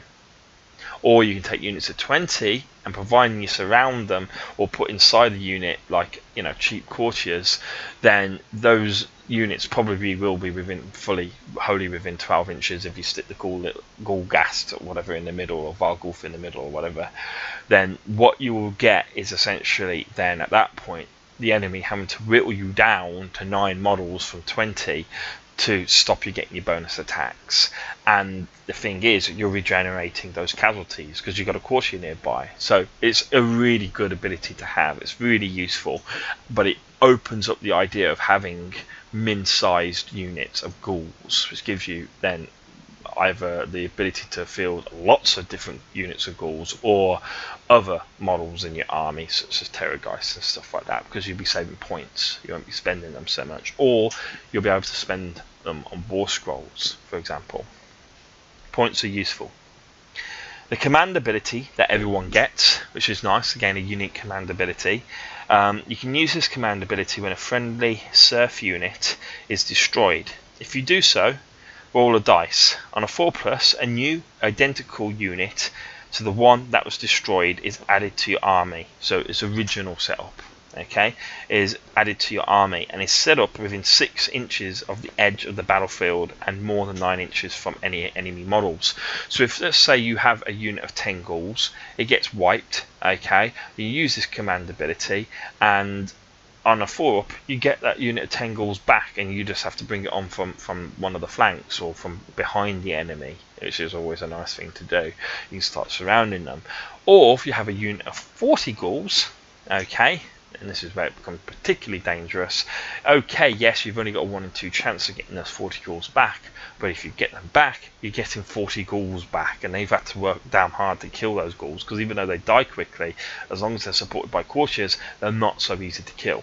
Okay, so it's a great command ability to have as an extra option. Bear in mind, this isn't replacing any other command abilities that you have, like Feeding Frenzy or anything that comes with the model itself.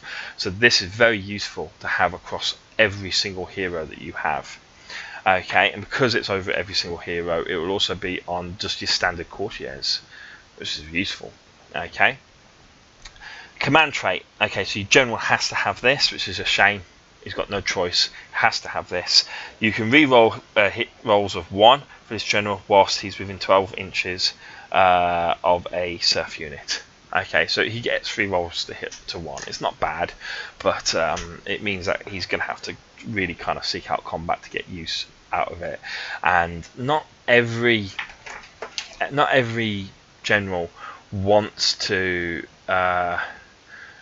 get it into combat in this. You know, your Arch Regent will, but later on. It's not going to do it right at the beginning, so you're not going to get the full use out of it.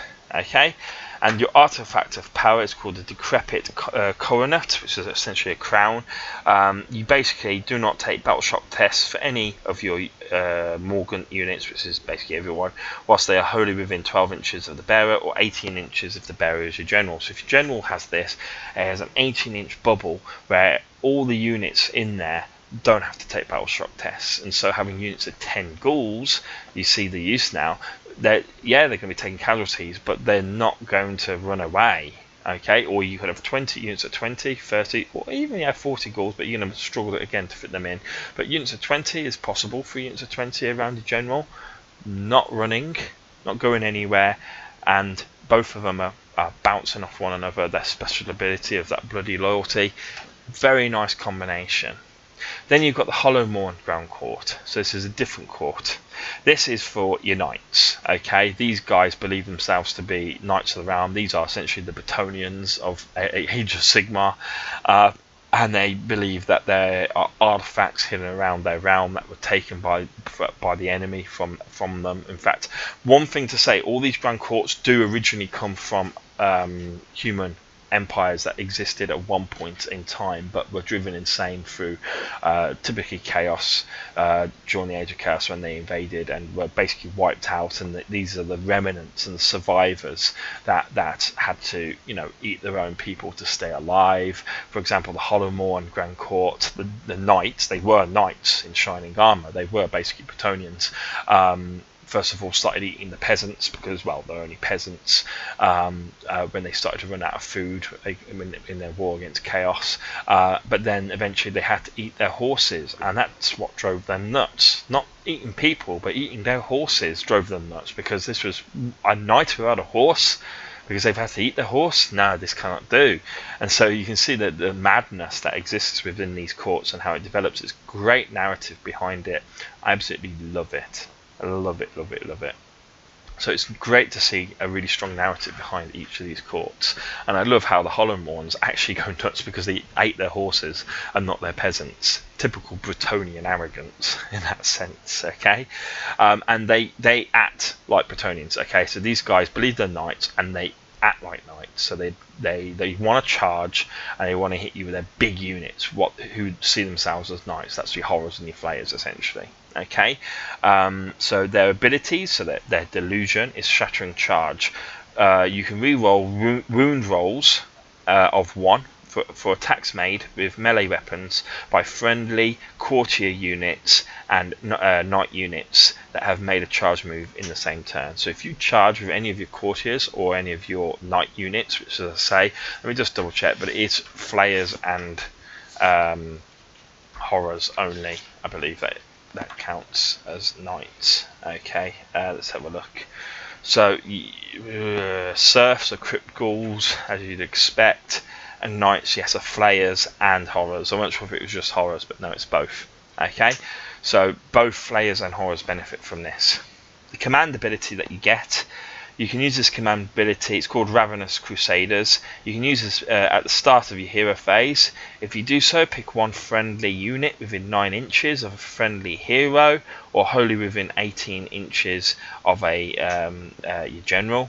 Add 1 to the run and charge rolls for that unit until your next hero change. So it's like having the Crusaders delusion essentially, but only for 1 unit. However, in addition to that, you also, until your next hero phase, can run and charge still in the same turn. So very nice for getting units up the battlefield quickly as possible, charging them in. And if you combine this with Spectral Host, which adds the runes to their movement value, you can see how Spectral Host would be a key spell in this army. You cast Spectral Host on that unit, gain +4 movement, so they've got 11-inch movement instead of 7, and in addition to that, you're then adding 1 to the run and charge rolls of this unit, and they can run and charge at the same time.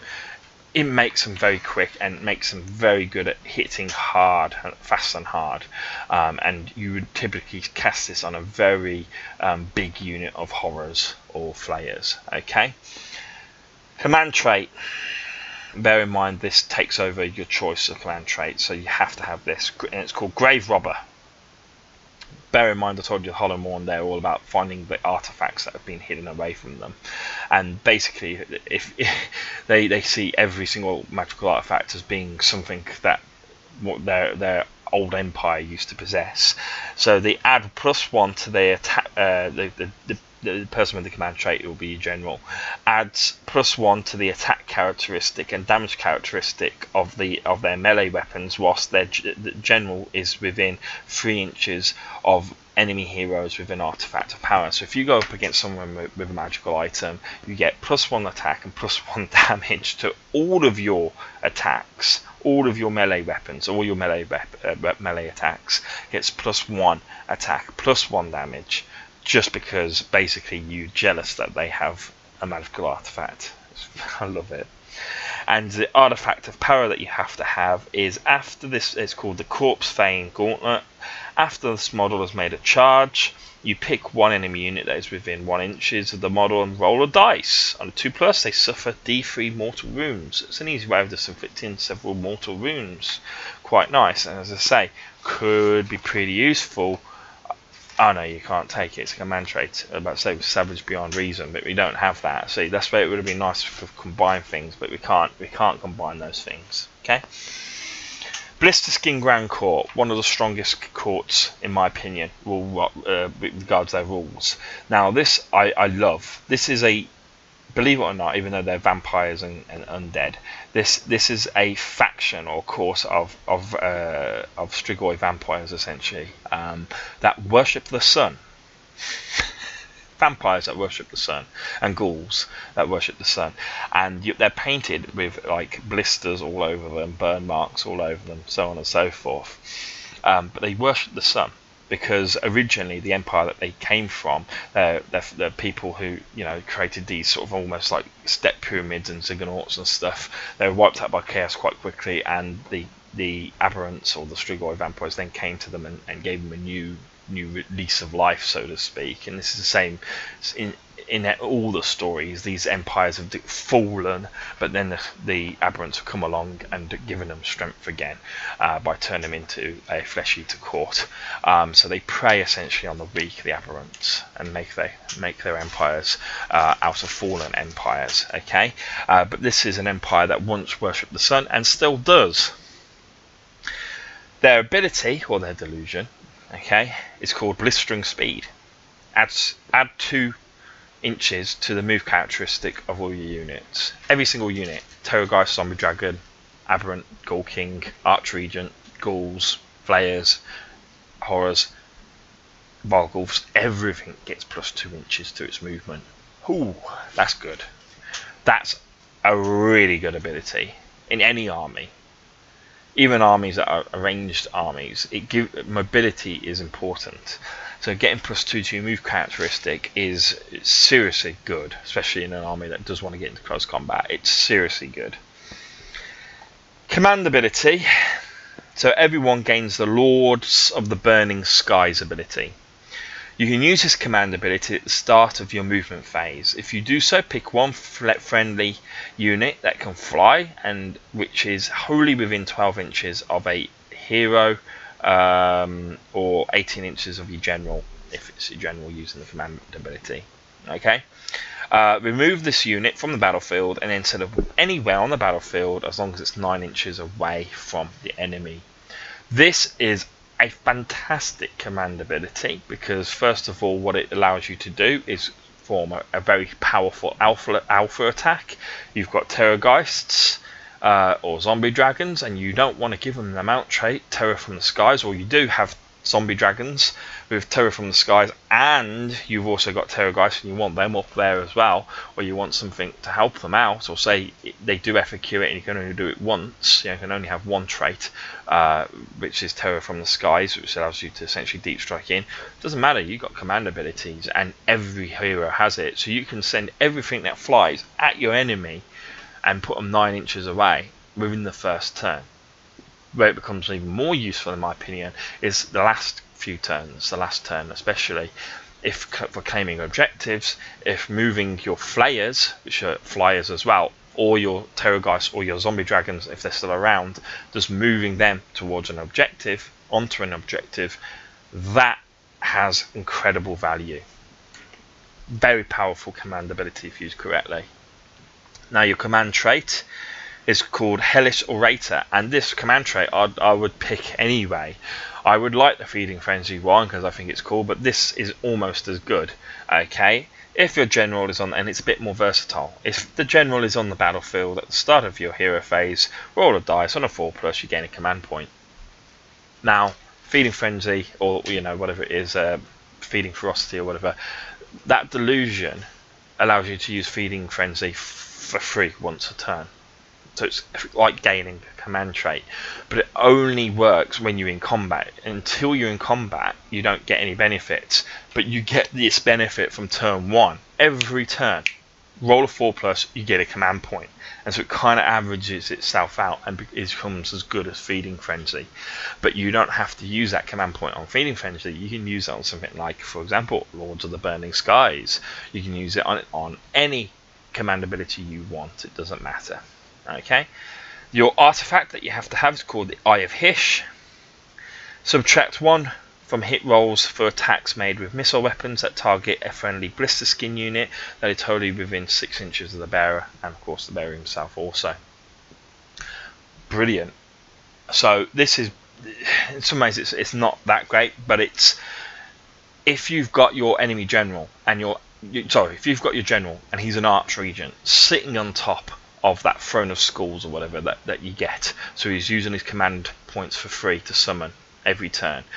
He's then using his magic 2 spells out a turn. Okay, without the enhancements that you can get with the delusions, but still he's pretty good.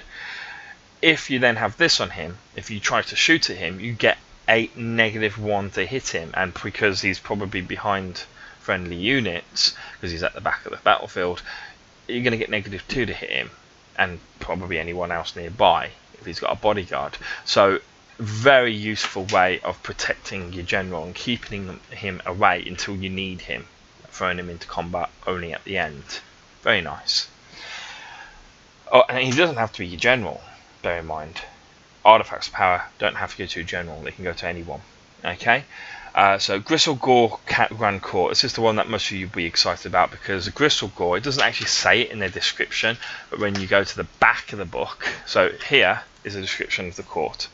There's nothing here telling you that Terrorgeists and zombie dragons are become battle line, but the Hawkeyes amongst you will notice that then in the back, where it describes the profile entries of every unit, it says that Terrorgeists and zombie dragons, when unridden, become basically battle line. Okay, Crypt Flayers, that's the other thing. Blister Skin, who I've just talked about, the ones who worship the sun, Crypt Flayers are battle line for them. They don't need to have the Courtier to make them battle line. And the Hollow Morn, which is the knights that I talked about before who go after artifacts, horrors to them are battle line. So that's why I'm saying they kind of going to have more horrors than anything else. But Gristlegore making monsters, unridden monsters, battle line. Oh god, that's disgusting. Combined with the fact that their abilities or their delusion is Peerless Ferocity, if a modified hit roll for an attack made by any of your heroes or monsters is a 6, that attack inflicts 2 instead of 1. 2 hits instead of 1, and you make a wound and save roll for each hit. So we've seen that before within the command traits. I think it's Savage Beyond Reason. Essentially, you get Savage Beyond Reason, which is one of my favourite command traits. So fantastic! You get a good command trait. You then get the command ability, which is something that you don't get. You command an extra command ability when you have a delusion, a Court of Delusion. Instead, in the Gristlegore Grand Court, you get Call to War, and this is brilliant. It needs FAQing because there's a question as to what is the attack profile of the model in question. Okay, do you act as if it's got 1 wound, all of its wounds, or because it doesn't have a profile for 0 wounds? But you basically use this command ability in the combat phase. I'm always a fan of command abilities that are used in the combat phase, because a lot are used in the hero phase, but if you can keep back to the combat phase, you can have effect in multiple different phases, which is great. But basically, yeah, happens in the combat phase. If a friendly hero or monster that has not fought in the phase is slain whilst it is within 12 inches of another hero or 18 inches of the general, if you do so before that model is removed from play, it can make a pole in move, so you get the pole in with it as it's sort of dying essentially, and attack with all its melee weapons it is armed with. You can't pick it multiple times in the same turn, so it can only sort of do its death throws once before it finally drops down dead. But basically, any hero or monster, when it gets killed, when it is slain, you use as a command ability, and immediately it piles in and attacks you, the enemy. It's great for taking out enemies that think, okay, we've finished it off, and bang, so all of a sudden you've got a lot of attacks. And if it's like an Aberrant Ghoul King mounted on a Terrorgeist or a Zombie Dragon, you've got both the hero and the Zombie Dragon or Terrorgeist attacking you. But if we look at the Terrorgeist and the Zombie Dragon, their attacks aren't really reduced that badly by having reduced wounds. And the wounds suffered 13 plus, so that would answer it. Essentially, I think basically you're supposed to count it as you've suffered more than 13 wounds. So you've suffered 14, 15, whatever wounds, and so your lowest profile. So I think you attack at your lowest profile, but that doesn't matter, because with the Terrorgeist, what you get is you get your Skeletal Claws, okay, which at its lowest is 2 attacks, hitting on 4s, wounding on 3s, -1 rend, d3 damage. And your Fanged Maw has 3 attacks, hitting on 4s, wounding on 3s, -2 wound, d6 damage. And on top of that, if you roll a 6 to hit, you do 6 mortal wounds flat out. Your Royal Zombie Dragon, he would have 3 attacks with his Snapping Maw, hitting on 4s, wounding on 3s, -2 rend, d6 damage, and he would have 3 attacks with his Sword-like Claws, hitting on 4s, wounding on 3s, -1 wound, and doing 2 damage. So he, it's not massive, but it's enough to hurt or finish it. Say it's a close fight between you and another enemy general or whatever. It's just a way of just inflicting extra damage. And if you've got plentiful of, a massive amount of command points, why not use it? And the other thing that's really nice about the Terrorgeist is when it dies, it causes d3 damage, mortal wounds to you anyway, or 3 if you get the trait for it. So it's a great send-off, so to speak, to your monster, and it also works on heroes as well. So if you've got a hero on foot, they can do it, but obviously it's not as useful because they don't tend to do as much damage as a dragon. Command traits: Savage Strike.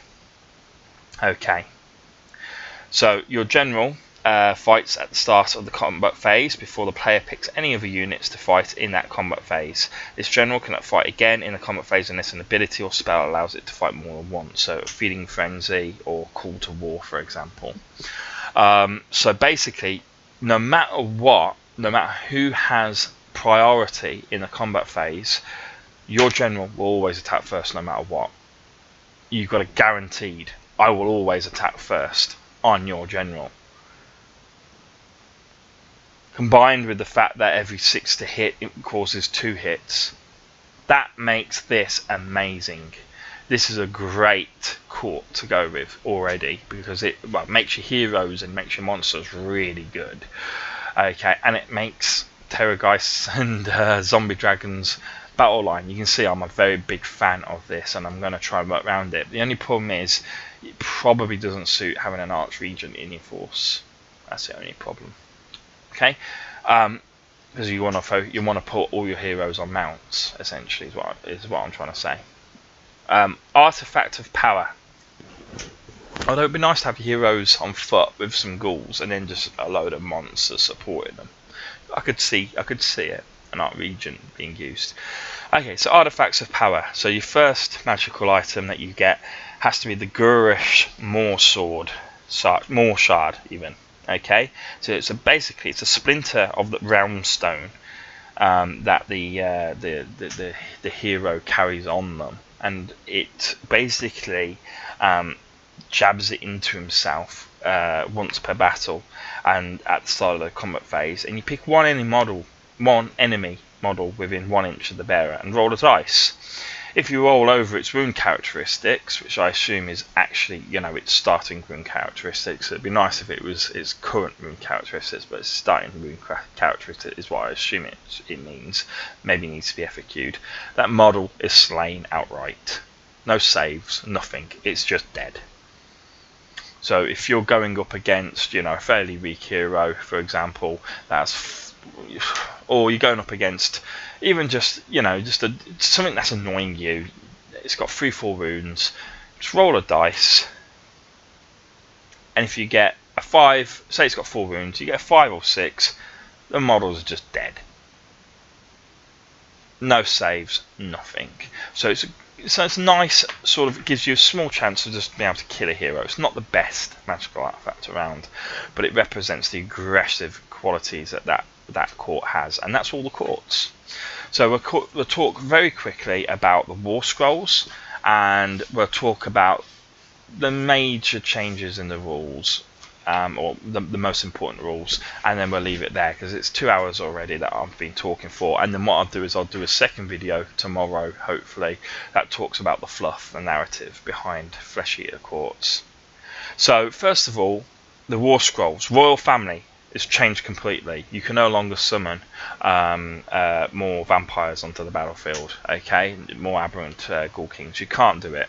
Okay, the requirements are slightly different as well. You can have an Archregent or an aberrant Ghoul King on a Royal Terrorgeist, or on a Zombie Dragon, and then your 2 to 6 aberrant Ghoul Kings as normal. So the Archregent has been included into the Royal Family as one of the compulsory choices. Okay, but as an alternative to the Terrorgeist, or the mounted version of a Ghoul King. And you get Lords of the Manor, which is exactly the same as before. This is where if you've got a courtier within 10 inches of any of the models within this royal family, then you add an extra dice to the dice that the courtier rolls when he uses his muster ability. So he rolls 7 dice, and let's say he's a Crypt Gas courtier, he rolls 7 dice. On every 2+ that he rolls, he can resurrect a ghoul. Simple as that. And it affects obviously Varghulfs, it affects Flayer courtiers and everyone else. All courtiers get affected by it. Attendance at court. 1 Crypt Haunter Courtier and 2 units of Crypt Horrors. This used to be a great way, because it used to allow you to use a command ability twice, and it included summoning in the same turn. So it was really good, and it also meant that you didn't have to be within a certain range of the Aberrant Ghoul King to reroll hits with your horrors. You just got it as standard, and that's essentially all you've got. Law subjects. You can re-roll hit rolls for attacks made by this battalion, for models in this battalion, if an Aberrant Archregent or an Aberrant Ghoul King has not. If your general is an Aberrant Ghoul King or whatever, an Archregent that has not been slain. So as long as your general's alive, they get to re-roll failed rolls to hit. Now, bear in mind. Let's reference that now as one of the. We'll do this like this now. Horrors always used to re-roll their rolls to hit, as long as they were close to the king. Oh, and they still do, as long as they're 18 inches within any friendly abhorrent, they get to re-roll hit rolls. So they've still got that ability, but this allows them to be anywhere on the battlefield, and as long as the general's alive, they get to keep that ability even if they're not within 18 inches of an aberrant. So it's pretty shit, to be honest, and it's not that cheap. Dead Watch, that's 3 units of Flayers and a Crypt Infernal Courtier. I think it's the same.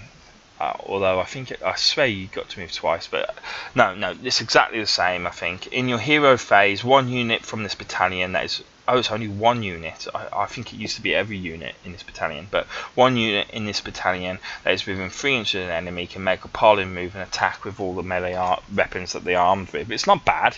It allows you essentially to get a free feeding frenzy off. With one of the units in this War Scroll battalion, but it's expensive. 3 units of Flayers and a Courtier is expensive, and I don't know if I would spend that just to get essentially 1 feeding frenzy a turn. Okay, for free. War Scroll battalion, Abattoir. This is a Crypt Haunter Courtier, 2 units of Crypt Horrors, and 1 unit of Crypt Ghouls, and it's exactly the same as it used to be, I think. At the end of the combat phase, roll a dice for every enemy model within 3 inches of a model from this battalion. For each roll of a 6, they suffer a mortal wound. Very good War Scroll, essentially. It racks up the mortal wounds quite a lot, especially if you have 2 abattoirs in your army. Well, 1 over here, 1 over there, or even 3. 1 in the centre, 1 in over here, 1 over there. There's not much any points left for anything else, but you're inflicting mortal wounds across the entire battlefield for free every turn. It can be quite useful, and because there's a lot of horrors in there, an abattoir would actually suit the Grand Court of the Hollow Morn, because horrors are battle line, and if their Shattering Charge ability and Crusader ability and all that, the abattoir would be particularly useful for them. Okay. Ghoul Patrol, 3 units of ghouls and Crypt Gas Courtiers. It's pretty much exactly the same as before, except it's a little bit better. Before, you had to take everything, put it in reserve, so you couldn't use it as battle line because they weren't deployed straight away. So unfortunately, it made it really expensive. You had to essentially buy 6 units of ghouls to be able to use this. But instead of setting this up, you can pick any one. You can pick any combination of units. So you could just pick the Courtier, or you could just pick 1 unit, or you could pick a Courtier in a unit, or you could put the whole unit in reserve. They have to come in the first turn, and they come from any table edge. Have to be deployed within 6 inches of the edge, and within further than 9 inches from enemies. So it's basically the same, but it's a little bit more flexible. The King's Ghouls is a Crypt Gas Courtier, unit of Crypt Horrors, and 2 units of Crypt Ghouls. Basically, you don't take battle shock tests if you were in 18 inches of the Crypt Gas Courtier. and that applies to everything within the battalion, including the horrors. So that's a lot better, because basically I think you were immune to battle shock when you were in your table half in the old rules. Now, if you're within 18 inches of the crypt gas horror, crypt gas courtier, which, okay, yes, if the enemy kills it, you lose all your abilities, but as long as you keep him safe, and he has to be within 18 inches, it's not like he has to be too close, so he can keep back, you know, and send in the first wave, so to speak, and be part of your second wave. These guys just do not take battle shock tests. Very useful. Royal Mordants. Okay, so this is a Vargulf, a unit of Crypt Horrors, Flayers, and a unit of Crypt Ghouls. It's a little bit different before. I think before you used to be able to move something, one unit around itself, so as long as it moved around one model, you can move everything around it. And now they've simplified it. You just pick one unit in the battalion that is within 16 inches of the Vargulf. That unit can make a move, so it's got better. Okay, it's got very good. You get a free move. The only problem is Vargulf Courtier is a shit model. They should have replaced it. If they replaced it, this would be a brilliant book. And the Royal Menagerie, this goes very well with the Gristlegore Grand Court, okay? Because bear in mind they can take Royal Terrorgeist and Zombie Dragons as battle line, so they can actually, they can't use this battle thing in this battalion in 1,000 points, because it would be too expensive. It's over 1,000 points to fulfill, I believe. Anyway, the ability is that you basically take 3 Zombie Dragons or Terrorgeists in any combination. They can't be ridden, so they're unridden. Okay, and basically as long as they are within 5 inches of any other model from the same battalion, in your hero phase, the model heals D3 wounds. All the models that are within 5 inches of each other heal D3 wounds. So you could take 4 Terrorgeists, for example, put 2 on this flank, 2 on that flank. As long as they stay sort of buddy system 5 inches away from one another, they essentially heal D3 wounds, regardless of whether they're near a vampire or not. So it makes them great for protecting your flanks. And you put in the centre all your vampires and your courtiers with a load of ghouls, and just send them forwards, and then use your monsters around the flanks and eventually bring them in. Or it could be nasty. Okay, and that's all the War Scrolls, battalions. So the War Scrolls, yeah, put Ghoul King. There's nothing new there that I can see, except his command ability is he can summon 1 unit of 3 knights. One thing that has changed, and the knights are just flayers or horrors, so it's exactly the same as it used to be. That's if he's on a Terrorgeist, and it's a courtier if he's on a Zombie Dragon. The only thing that I can see that's changed is he can only use this command ability per model once. So if you want to bring in 2 units of knights from reserve, you can't use one model, summon in that unit, and then the next turn summon in another unit, and then the next turn summon in another unit. You can only use this command ability once, and once only, okay, in the game. But if you had 2 vampires on Terrorgeists, then you could, in the same turn or in different turns, whatever, bring in 2 units. But that's it. So once per vampire, essentially, and that's a little restrictive compared to how they used to be, but it keeps their points down. They're the same points that they used to be, but I think they would have made them more expensive otherwise. Okay, now the one that I'm going to talk about is the Aberrant Archregent, because this is a new model. It's the only new model that our army's seeing, essentially. It has a move of 6 inches, which is the same as an Aberrant Ghoul King. Save of 4+, again, it's the same. Bravery 10, which is the same. It has 7 runes instead of 6, so it's basically a tougher Ghoul King. Okay, regards its attacks, it has talons and fangs, just like the Ghoul King that are on foot has. And instead of having 6 attacks, it's got 7. Hits on 3, wounds on 3, -1 rend, 1 damage. So it's exactly the same as an Aberrant Ghoul King, except it gets 1 extra attack, 1 extra wound. But it's not there to kill. Okay, It is, because it's why one of the reasons why you put models on the battlefield is to kill the enemy, but it's not there to kill through fighting as such. Okay, instead it's got other things that it's more useful for. First of all, its royal blood ability. Okay, it's called Imperial Blood.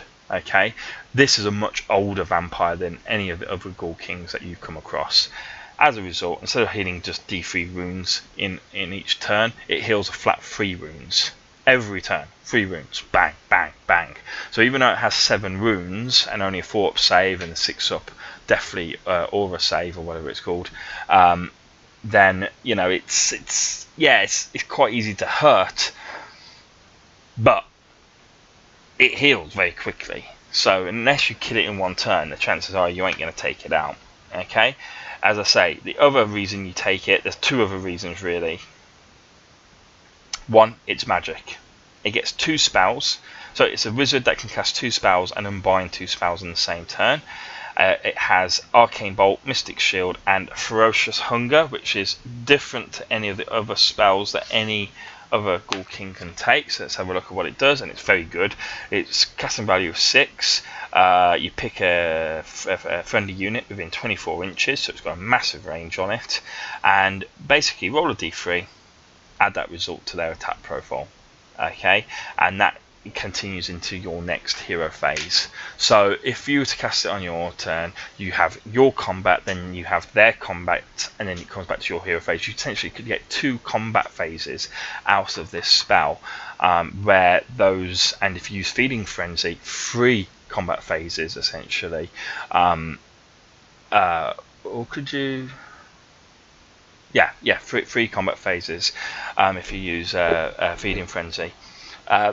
And basically you add D3 to the attack. So ghouls, all of a sudden, let's say they've got 3 attacks because they're from the blister skin, or you've got 20 of them. They've got 3 attacks each. Let's say you roll average, so you've got 5 attacks, so you get plus 2 attacks. 5 attacks per model. 5 attacks per model. And you get to attack with them 3 times at that rate. Okay, over 2 turns, essentially over, well, 1 turn actually. So it's devastating. In fact, 5 attacks twice immediately. So if you were to pick them to be the next models to attack, they would attack, you hit them with Feeding Frenzy, they'd attack again, and it would go to the enemy turn. You'd attack early on with them before they could take casualties, so they get hit, they attack again, and they're just going to rip to pieces anything that they're in combat with. And you could do the same with a dragon. You could do anything.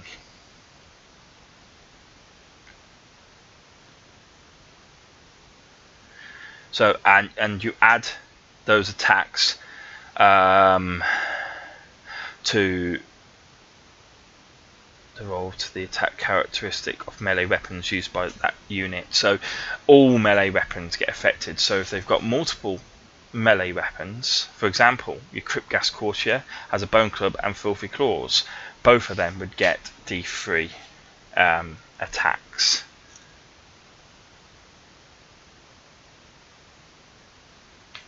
Yeah, no, I'm pretty certain that's the case. Again, that might be FAQ'd, but if you use it on a zombie, a Terrorgeist, let's go for, okay, you would get plus D3 attacks with your Skeletal Claws and plus D3 attacks with your Man Claw, your Fanged Maw. So let's say 2 attacks, you just roll once for everything. All of a sudden, at best, you could have 6 attacks with your claws and 5 attacks with your maw. Where with your maw, if you roll just 1/6 to hit, you just do 6 mortal wounds. That is incredibly dangerous spell to have. But the reason you have the Archregent is not because of that. Its magic is one of the reasons you have it. It's because of its Summon Imperial Guard ability, and this ability is used at the end of your movement phase. You pick one friendly model that has this command unit, so it's got the command ability, and has not used it before in the battle. That model summons one of the following units to the battlefield. So again, it can only use this command ability once, and it can only use it once, and that's it. Okay, so I've just read it how I've read it there. It can use it once no matter what it summons, so it can't use it once for each type of unit that it can summon. It will only summon one of these units, and it can either summon 20 serfs, which is 20 ghouls, 3 knights, which is flayers or horrors, or 1 courtier. The summoned unit must come within 6 inches of the edge of the battlefield and 9 inches away from enemy units, but it can only use it once, and it can't use it to summon one turn ghouls, the next turn flayers, and then or knights, and the next turn a courtier. You can only use it once, from what I can see. Okay, that's how I understand it. Everything else, from what I've seen, is the same. The Vargulf courtier, yeah, it's still got its muster royal household ability. It still feeds off dark magic, so if a spell is cast by an abhorrent within 18 inches, you reroll failed rolls to hits. That's exactly the same.